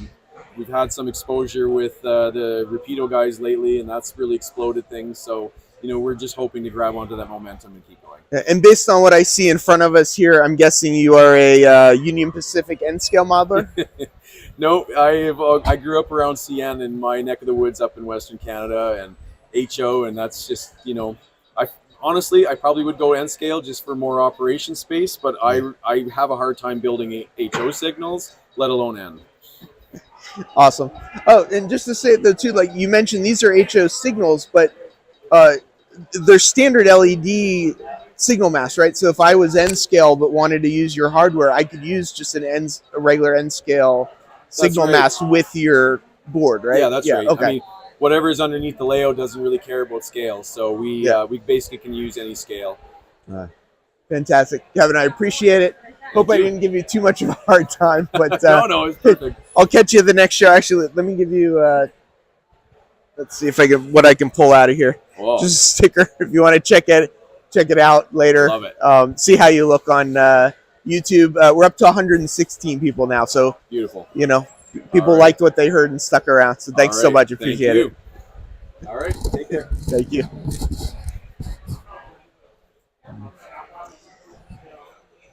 So that's I think there's a lot of potential in that sort of system, but I wanted to come over here.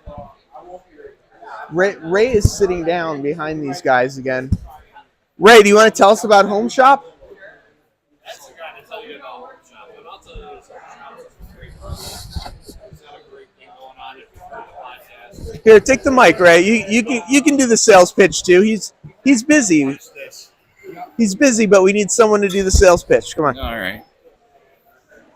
I'll say I'm not going to so speak here, on real quick. behalf. So if people don't know, this is Ray from Around the Layout. Okay, yep. He's been on the stream before. Yeah. He was doing some meet and greets over in this area, and I just happened to see him probably sitting down for the first time in 2 days. My feet are killing me. And I forced him to get up and just tell us. I'm assuming you were over here hanging out with these guys. Yeah. So I was spending time. We've got two really great guys here, and Chris Palmieri from HomeShops and Greg McComas from MacRail. And if you listen to the podcast, you'll hear me say over and over, I love the cottage industry type people. And here's what we have. And we'll start with HomeShops. So Chris Palmieri has come up with this great idea of taking freelance railroads and making them available to everybody in runs that he's done. He did a run right now with Tangent. He's got these 86-foot auto parts cars available in a whole bunch of freelance road names. He did a first run with covered hoppers in freelance road names. He's a guy with an amazing imagination, and somebody you should certainly check out. So homeshops.net. Check out his product line. Really cool. It adds to your layout when you have something that's just completely unique like this, when you have a freelance railroad that these guys have created, and you're able to tell a story about the history of the where the car came from, and you kind of give a backstory to it. So something to definitely check out is homeshops.net. And hopefully you can get Chris over here to talk to you as well, because there ain't nobody better than the creator to do that. And then as you're scrolling through, you've got MacRail, and what Greg has done kind of out of necessity, and hopefully you'll go back and listen to his podcast that we did with him. He's created these equipment for modern locomotive stuff. He's also done some other stuff with grain covers, and there's a bunch of other stuff that I'm not the right guy to completely talk about it, but definitely the guy that can guide you to MacRailProducts.com and check it out. And I'll tell you what, why don't we hand it over to Greg, and let's let him talk about it. Greg's looking at you like he doesn't know what's about to happen. Yeah. So I'm on YouTube Live right now. There's 115 people watching. Ray's been holding the mic, but he wants to pass it off to you because he says you might know a little bit more about MacRail, and we're hoping to pass some of that information. I said MacRail's awesome. They got some great products. Am I starting off on the right foot? All right, so let's hand it over at that, and let me trip over myself again. Okay, yeah, great. Thanks for the introduction, Ray. Appreciate it. So, yeah, 109 products here. So, modern details for the modeler, distinctive details that help enhance your railroad, your model railroad model. So, this show we brought the Pan Am PTC to light. We brought the Siemens AC SES system for the Northeast Corridor. Kind of real unique regional details. We brought them out, and they are sold out. So, which is great. We'll make more of them and get them out to dealers here later this month. We also brought the CN, I call it the Bits and Bobs. I have it over here on the table, but I didn't have a chance to put together, but it's small, tiny antennas, as you can see here, for the CN standard cab locomotives you see a lot in the States. That's their style PTC. And so, part of this is also selling the parts, but we also like to display the possibilities you can do with our MacRail details across all the different PTC antennas, gondola covers, ballast car products, doors. So what we're looking at here, like these details that are on top here, these are from you guys, right? Yeah. So this is here. So we got we have the RCL antenna system. We got the air conditioner cage protection, and of course the air conditioner themselves. So that entire rooftop is MacRail. Same over here. This other locomotive is all MacRail PTC. Rooftop air conditioner, kind of based on the prototype locomotive. So, yeah, a lot of great stuff here. We've expanded to BNSF, UP, KCS, CSX, every Class 1, just about covered now. We're going to continue moving on that into 2023. So as an N-scale modeler, I'll ask the N-scale question that all N-scale modelers seem to ask is, so where's all the N-scale stuff? So I will put a plug out there for one guy, Marshall Peterson with MP Scale Models. He is doing some amazing things with N-scale details, cabs, and other sorts of things. Not to this extent of PTC, but other great N-scale details that can be done. Marshall's working very hard on those things. So check him out, MP Scale Models. So a little plug for Marshall there. Awesome, appreciate it. Yeah. Yeah, and so if people want to get any of this stuff besides coming here tonight, so we have, first off, I'm guessing that was just yours that ran by. That's Mac Jr. rolling by here. He's good time to show. Great yeah, time to show. Yeah, it's not like anybody's watching. We're all good. Yeah.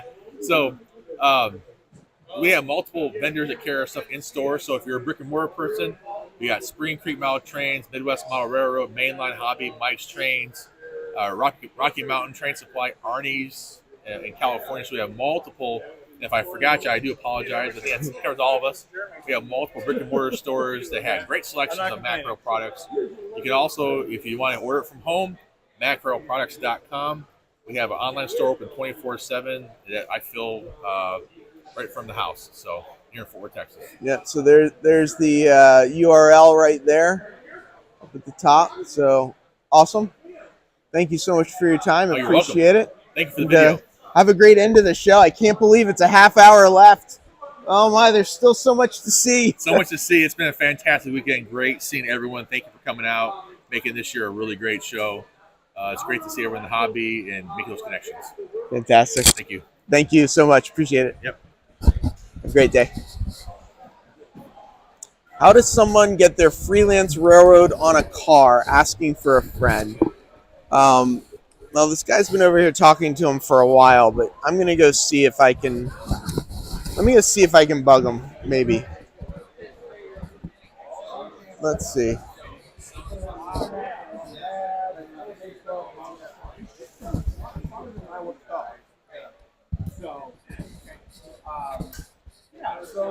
This could be a little bit. Why don't we look at some N scale while we're waiting?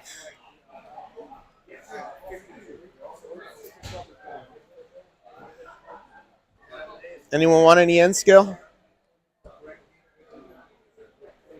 I didn't buy a lot this year. Oh, here we go. I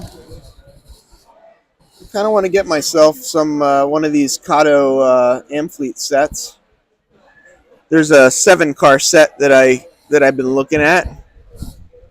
One of these days, too, I really want. I want this. So, Ray, Thomas Gazier's asking when I'm going to be on your podcast. Ray's just shaking his head over there. Get you before we get him, right? Yeah, probably. Ray said right after you're on, Thomas. So I can go over. We're near White River Productions. I could go ask those guys why it's not Split Rock Mining Company magazine that they've got out on display, and why they've got somebody's other stuff. Oh, did they sell out? Oh, yeah, that's true. Right. Everyone was buying 2 or 3 of them. Yeah. Uh-oh, here's our half-hour announcement. Do they have any locomotives in N scale? Who have any? These guys here? There's a lot of locomotives in N scale here. They've got Atlas, they've got Kato, and then over on the other side over there, they've got some BLI stuff. But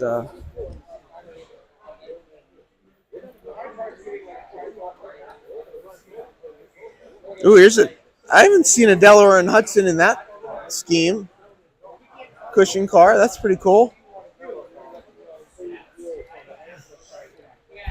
All right, well, we're gonna move on just because the show is coming to a half-hour end. So you can reach out to Chris at HomeShops via email. Check them out that way. Here's some cool windows. Anybody wants any windows? I believe these are O scale, if I'm not mistaken. Oh, they're shadow boxes. Oh, there you go. This is Todd Architectural Models.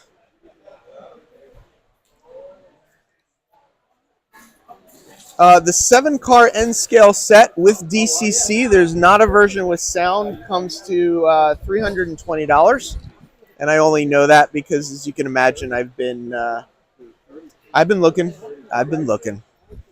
We'll pass by Bar Mills on the way. We're kind of going to head back towards the Better Living Center. I'm going to help Bernard over at Mini Prints take down his setup over there. I love this. Bar Mills has some soft, cushy stuff down. Oh, definitely what I need right now. Tonight, Sidetrack Sunday. I'm not sure who's doing Sidetrack Sunday tonight. I just saw a video pop up by Fultz Bailey. Oh, Thomas, they didn't have the 7-car set there. If that's what you're asking. People are starting to pack up, making me sad. The boxes are coming out. You want... Yeah, the last time I had you guys on camera, it didn't go well. It broke the internet. They're doing a little Bar Mills family photo over here. And by family, I mean, you know, guys that bicker constantly, right? No bickering.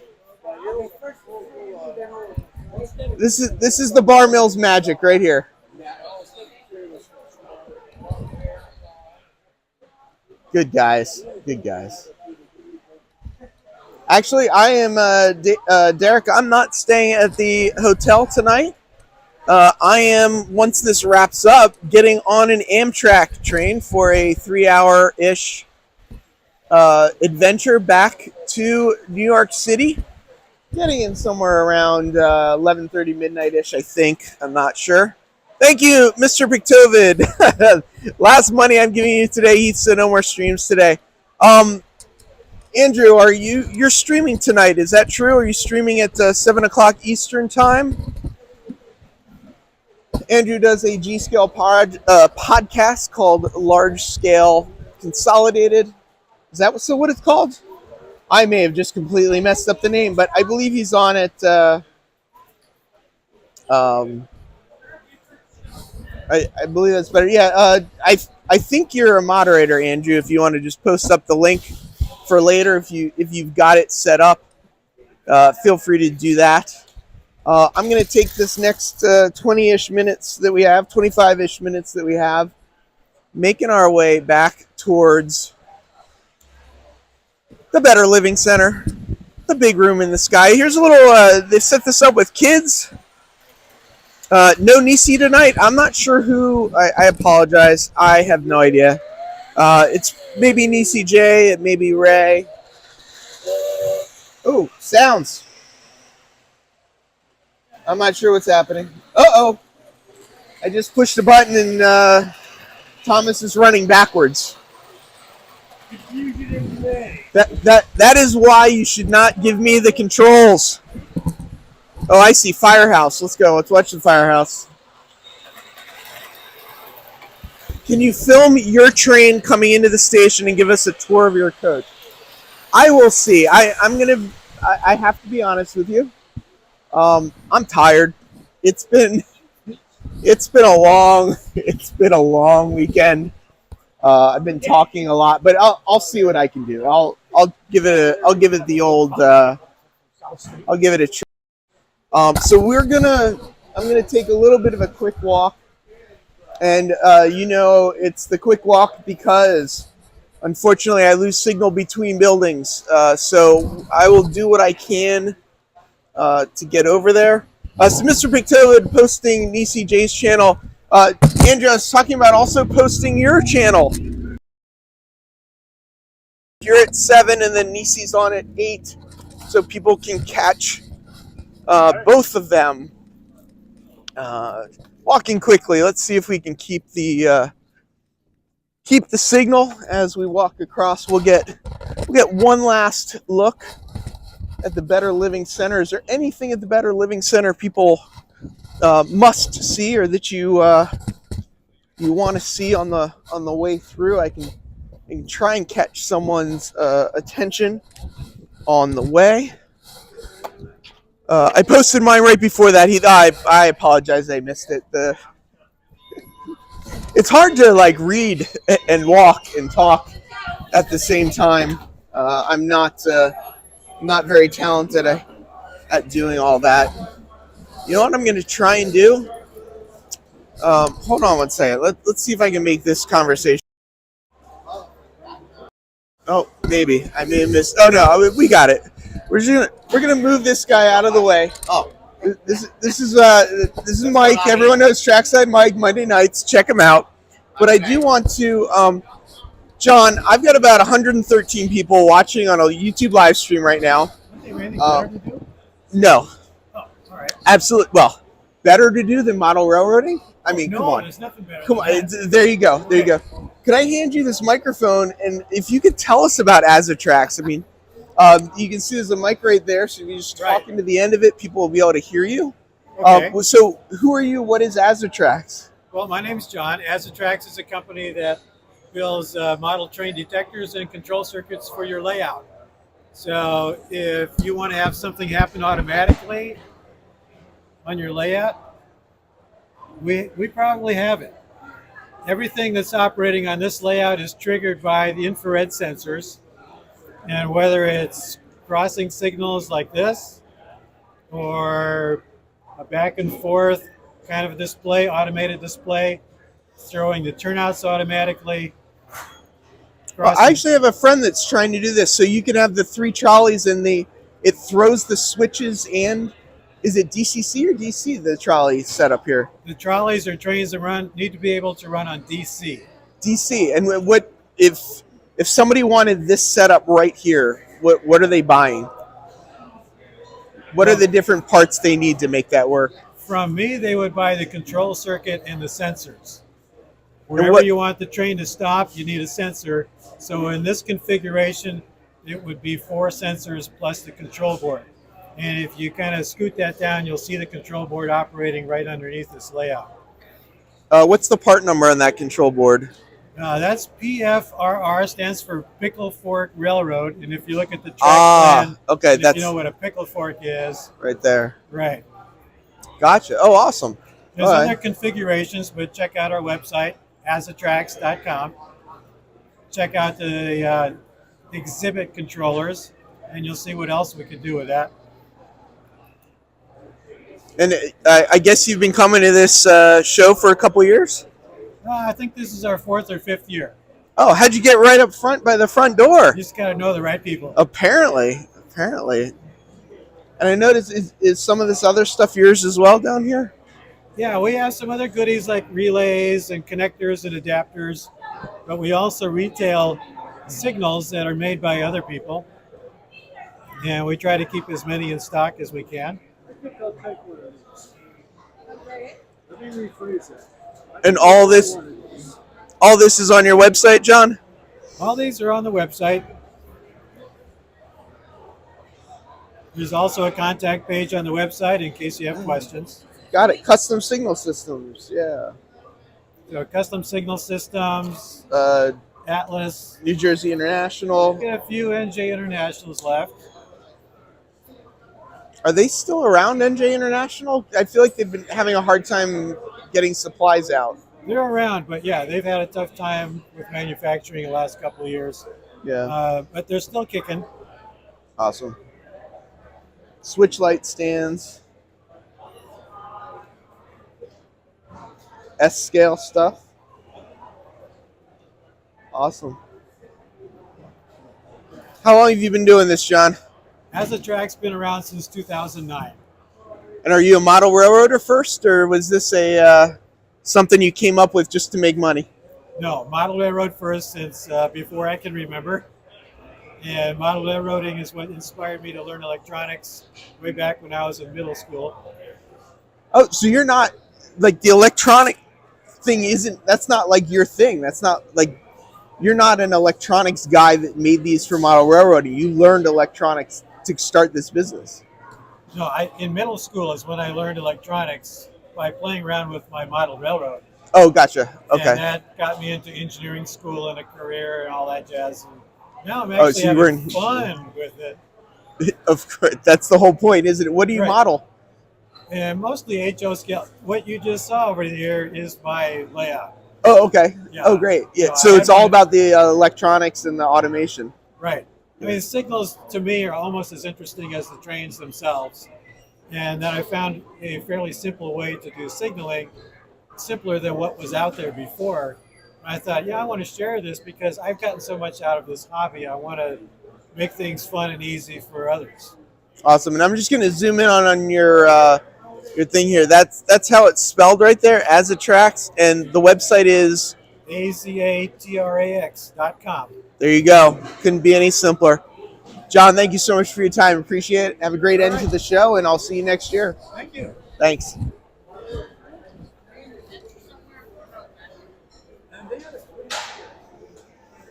Yeah, I have some NJ International stuff as well. See you later, Andrew. Oh, how's everyone doing? I don't know about anybody else, but even though I'm tired, I'm still definitely inspired. There's a lot of I keep forgetting every time I hear music. I gotta move. Can't get the music on. Trying to see if there's anybody else we should be talking to before we get out of here. People are definitely already starting to pack up. That is for sure. Some of these guys took multiple days to pack up, and now they're just watching Michelle Kempema with how many bags of stuff, Michelle? What is going on with all those bags of stuff you got? Got 3 t-shirts. Actually, they were sponsored to me this time, but they wouldn't let me pay for them. That's always and I'm good. going to give Heath what I've been giving everybody else, which is chocolate. I can't eat chocolate because that's it's got dairy in I'm it. going to have to find something else for you then. Oh, it's good I'm gonna seeing bring you something again, different Michelle. For Heath next year. Yeah. I also bought a bottle of the Vero Stain. Have you used that stuff? Yeah, I was over there. Yeah, good stuff. I got the gray one. It looks like I'm taking alcohol home. I know, right? I know. Speaking of home, Yes. you got anything going on in May this year? Yeah. We got a little bit going on in May. Can we come visit you in May? We got the YouTube meet and greet. So Awesome. Please come out and visit. Sounds good. I think it'll be fun. I'm And then we'll excited see you're you here coming. next You year. get to come see my world, which is so different from this. It's different. The railroads are different. I come here and I'm like, at first I was in a foreign country. Now I just love it because I learn something new every time I come here. Come to It's the meet and different. greet. Awesome. And you'll be back here next year if people want to come meet you? I will. We're trying to right here convince next people year. to Come to this show. come to this if you're on show the East Coast, as come well. to this show. Yeah. If you're in the middle of the country, come to the Rocky Mountain Train Show. There you go. Awesome. Come to Thank the meet you. and greet in May. I'll see you over there in a little bit. I'll talk to you later. Bye. Derek, agree. She's fantastic. Oh, I didn't ask Michelle if she had any new shirts. That's funny. That yeah, that's funny. she's always got some new shirts going on and buying new things. So well, some guys are already completely closed up. Everything's already packed up and put away. I'm sure when I go back over there, Bernard is still going to be working his butt off, but just sort of looking around, just taking one last look of the show. One last kind of walk. So I made it out here without too much of a dent in my wallet. I did get another switcher because, you know, one can never have too many switchers. But outside of that, I got a switcher and a boxcar. Kept the rest of the money in my pocket. Definitely looking forward to coming back next year. I got some exciting stuff coming up on my layout. We're going to be keep working on the operations. I got some exciting stuff happening. Split Rock, message me offline and we'll talk a little bit more about that. But yeah, here's American Beltlines layout, heading past them one last time for 2023. Did I pick up any wooden trains? No, I did not pick up any wooden trains. Nothing wooden today. Only the one switcher and the one boxcar. Atlas switcher, so it has an ESU decoder, which is what I want because I'm looking for more switchers with braking controls. And now that I've got the three switchers, though, I do have the decals for those switchers as well. I'm walking back towards Bernard. I'm going to help Bernard shut down his booth. I'll be here for a while. My train's at about 7 o'clock, I think, somewhere around there. And I will be sitting on the train. I do have to get off the train. It's an hour-and-a-half ride, a 22-minute break, and then another hour-and-a-half ride. So there is a little bit of a break in between, but it's a good trip. It's a pretty simple trip. So yeah, it's all good. Why is your camera reversed? Mirror maybe. Is it reversed? Is it better like this? See, now it's reversed for me. But is it correct for everybody else? So I'm actually on the right side of the frame. The station is about a mile down the road. I'll either jump in an Uber or Sparky's actually staying over until tomorrow and then driving back tomorrow. So I will probably hang out with him for a little bit before I need to jump on the train and go from there. So now, wait, are you telling me, so now you guys can read stuff, but before you couldn't read it? Because now it's backwards for me. Everything seems turned around for me now. That's funny. See, so now it's, oh, that's so wild. How did we get through days of streams and nobody pointed that out till right now? Oh, isn't live streaming fun, everybody? Isn't live streaming fun? I have to see your sweater. It's just my it's my Human City Junction hoodie that I'm wearing.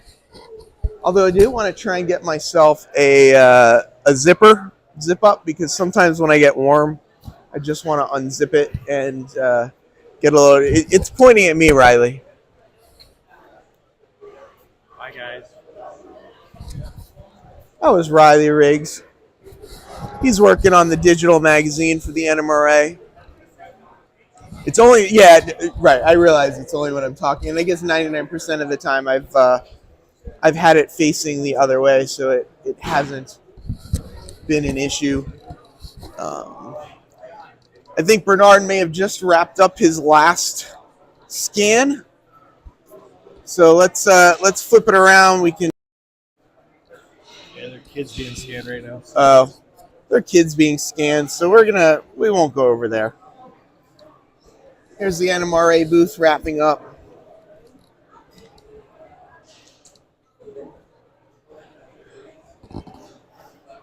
We'll walk past these guys, see what they got. It's been fine till I look at myself. Yeah, who wants to look at me, right? Bunch of different things going on.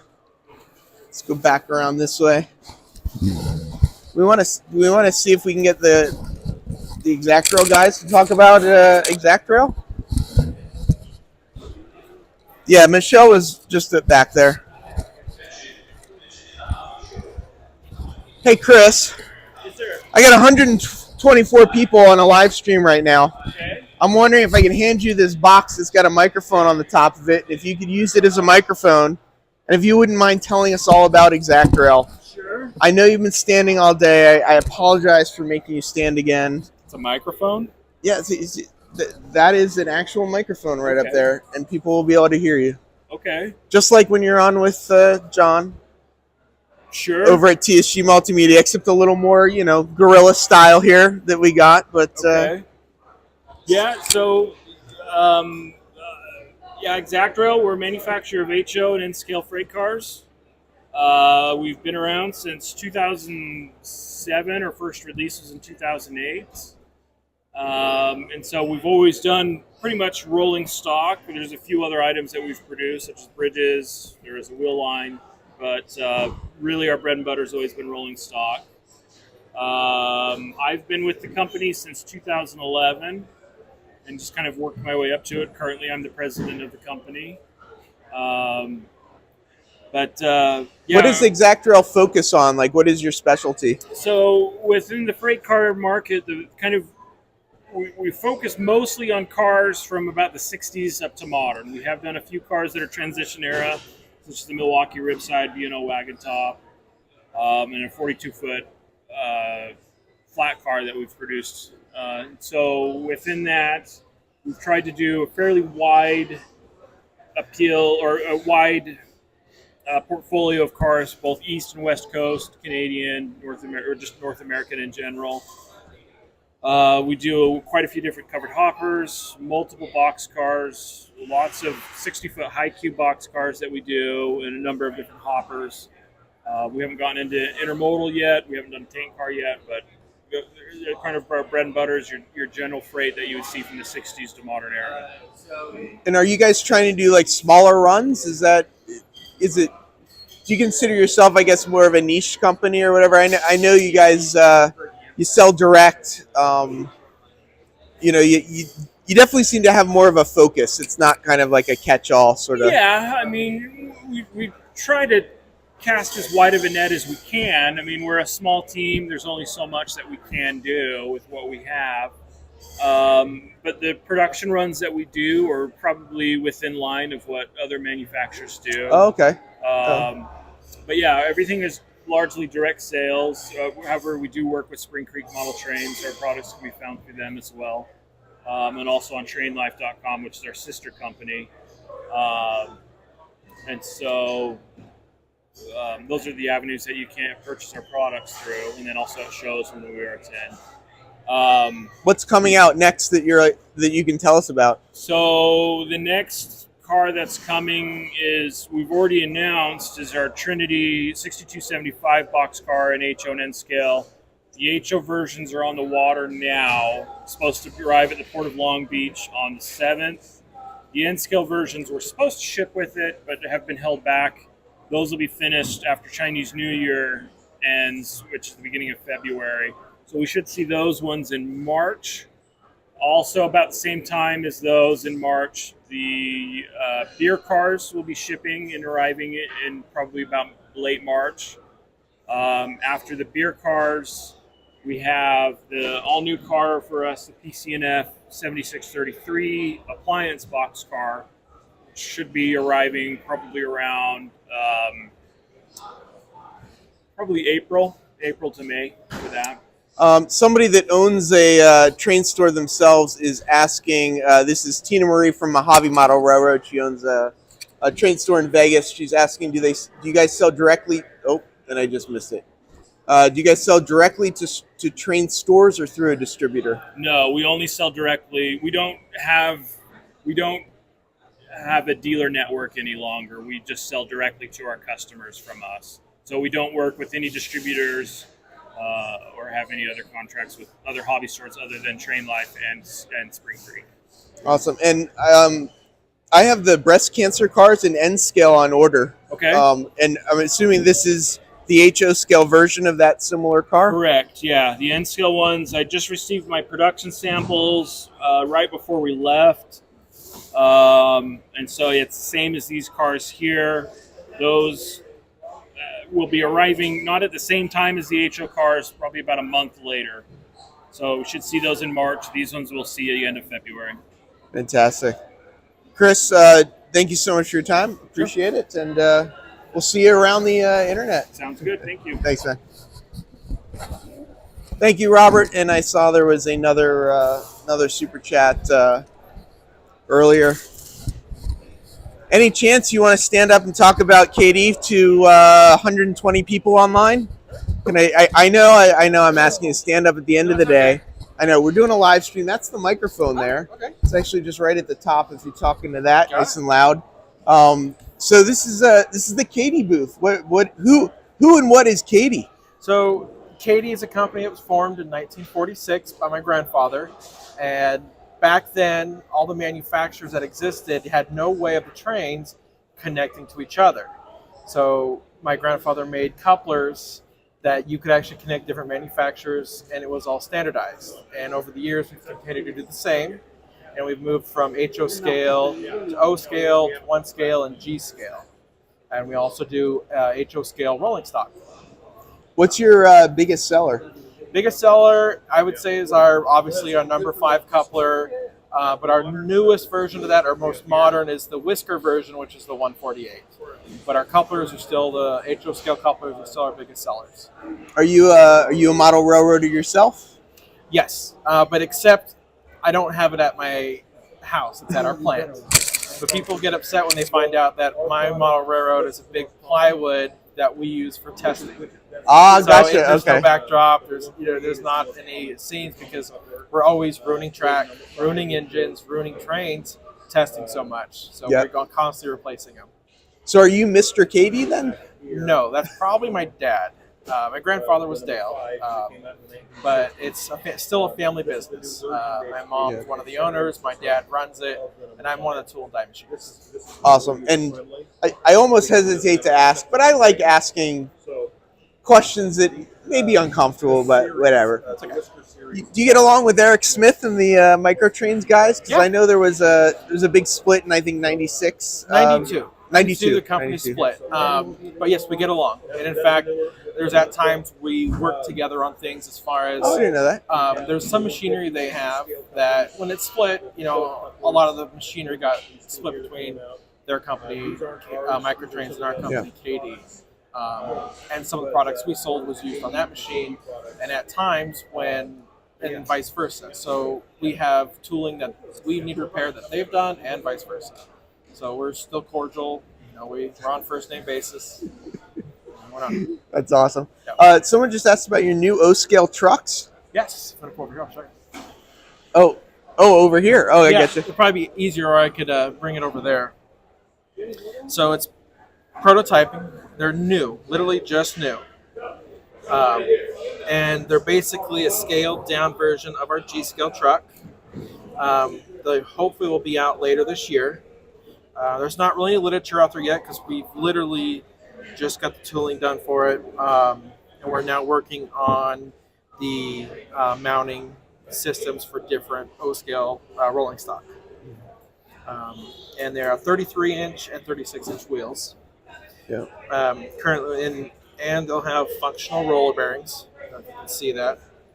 They're all 2-axle freight trucks. Yes, no 3-axle passenger. No passenger. Currently freight. And that's all 2-rail. We're still discussing whether we want to do a 3-rail, just because there's so many variations of 3-rail track.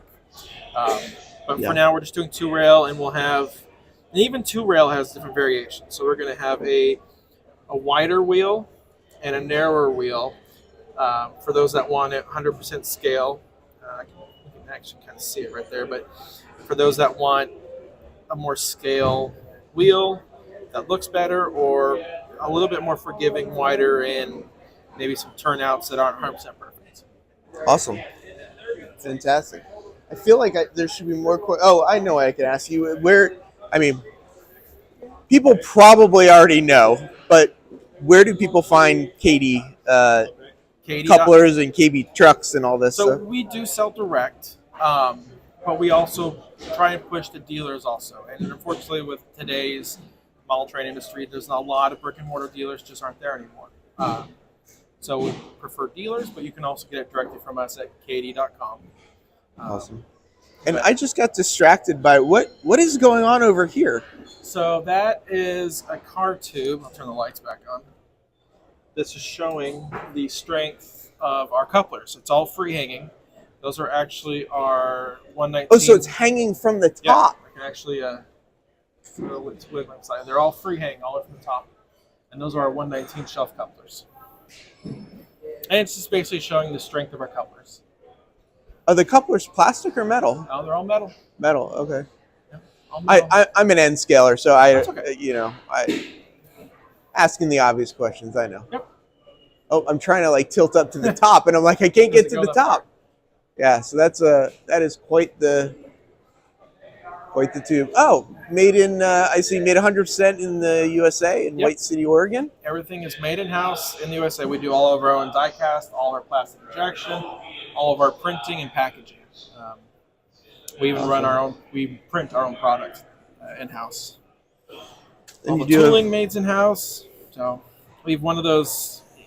My grandfather liked keeping the quality control very tight, and by keeping everything in house, we're able to do that. Yep. Awesome. Well, I know this it's been, I'm sure, a long show for you guys. Thank you so much for getting up and taking a second. But no problem. I think I'm going to need to wrap it up as well. So thank you so much. Really appreciate it.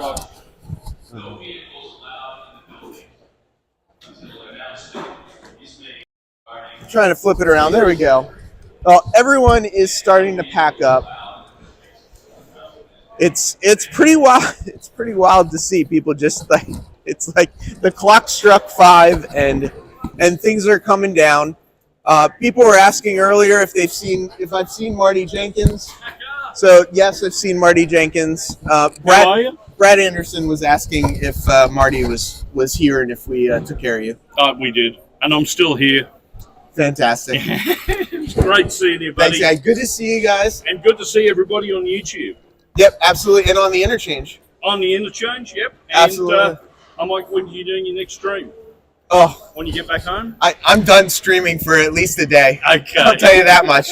Well, we might catch you before you go. Yeah. Before we go, anyway. Tuesday night, I think, will be my next stream. So, yeah, give me one day off. See you later. Thanks, Marty. Thanks, everyone, for being here. Really appreciate it. I'm going to sign off right now from the city that never sleeps. Farewell, model citizens.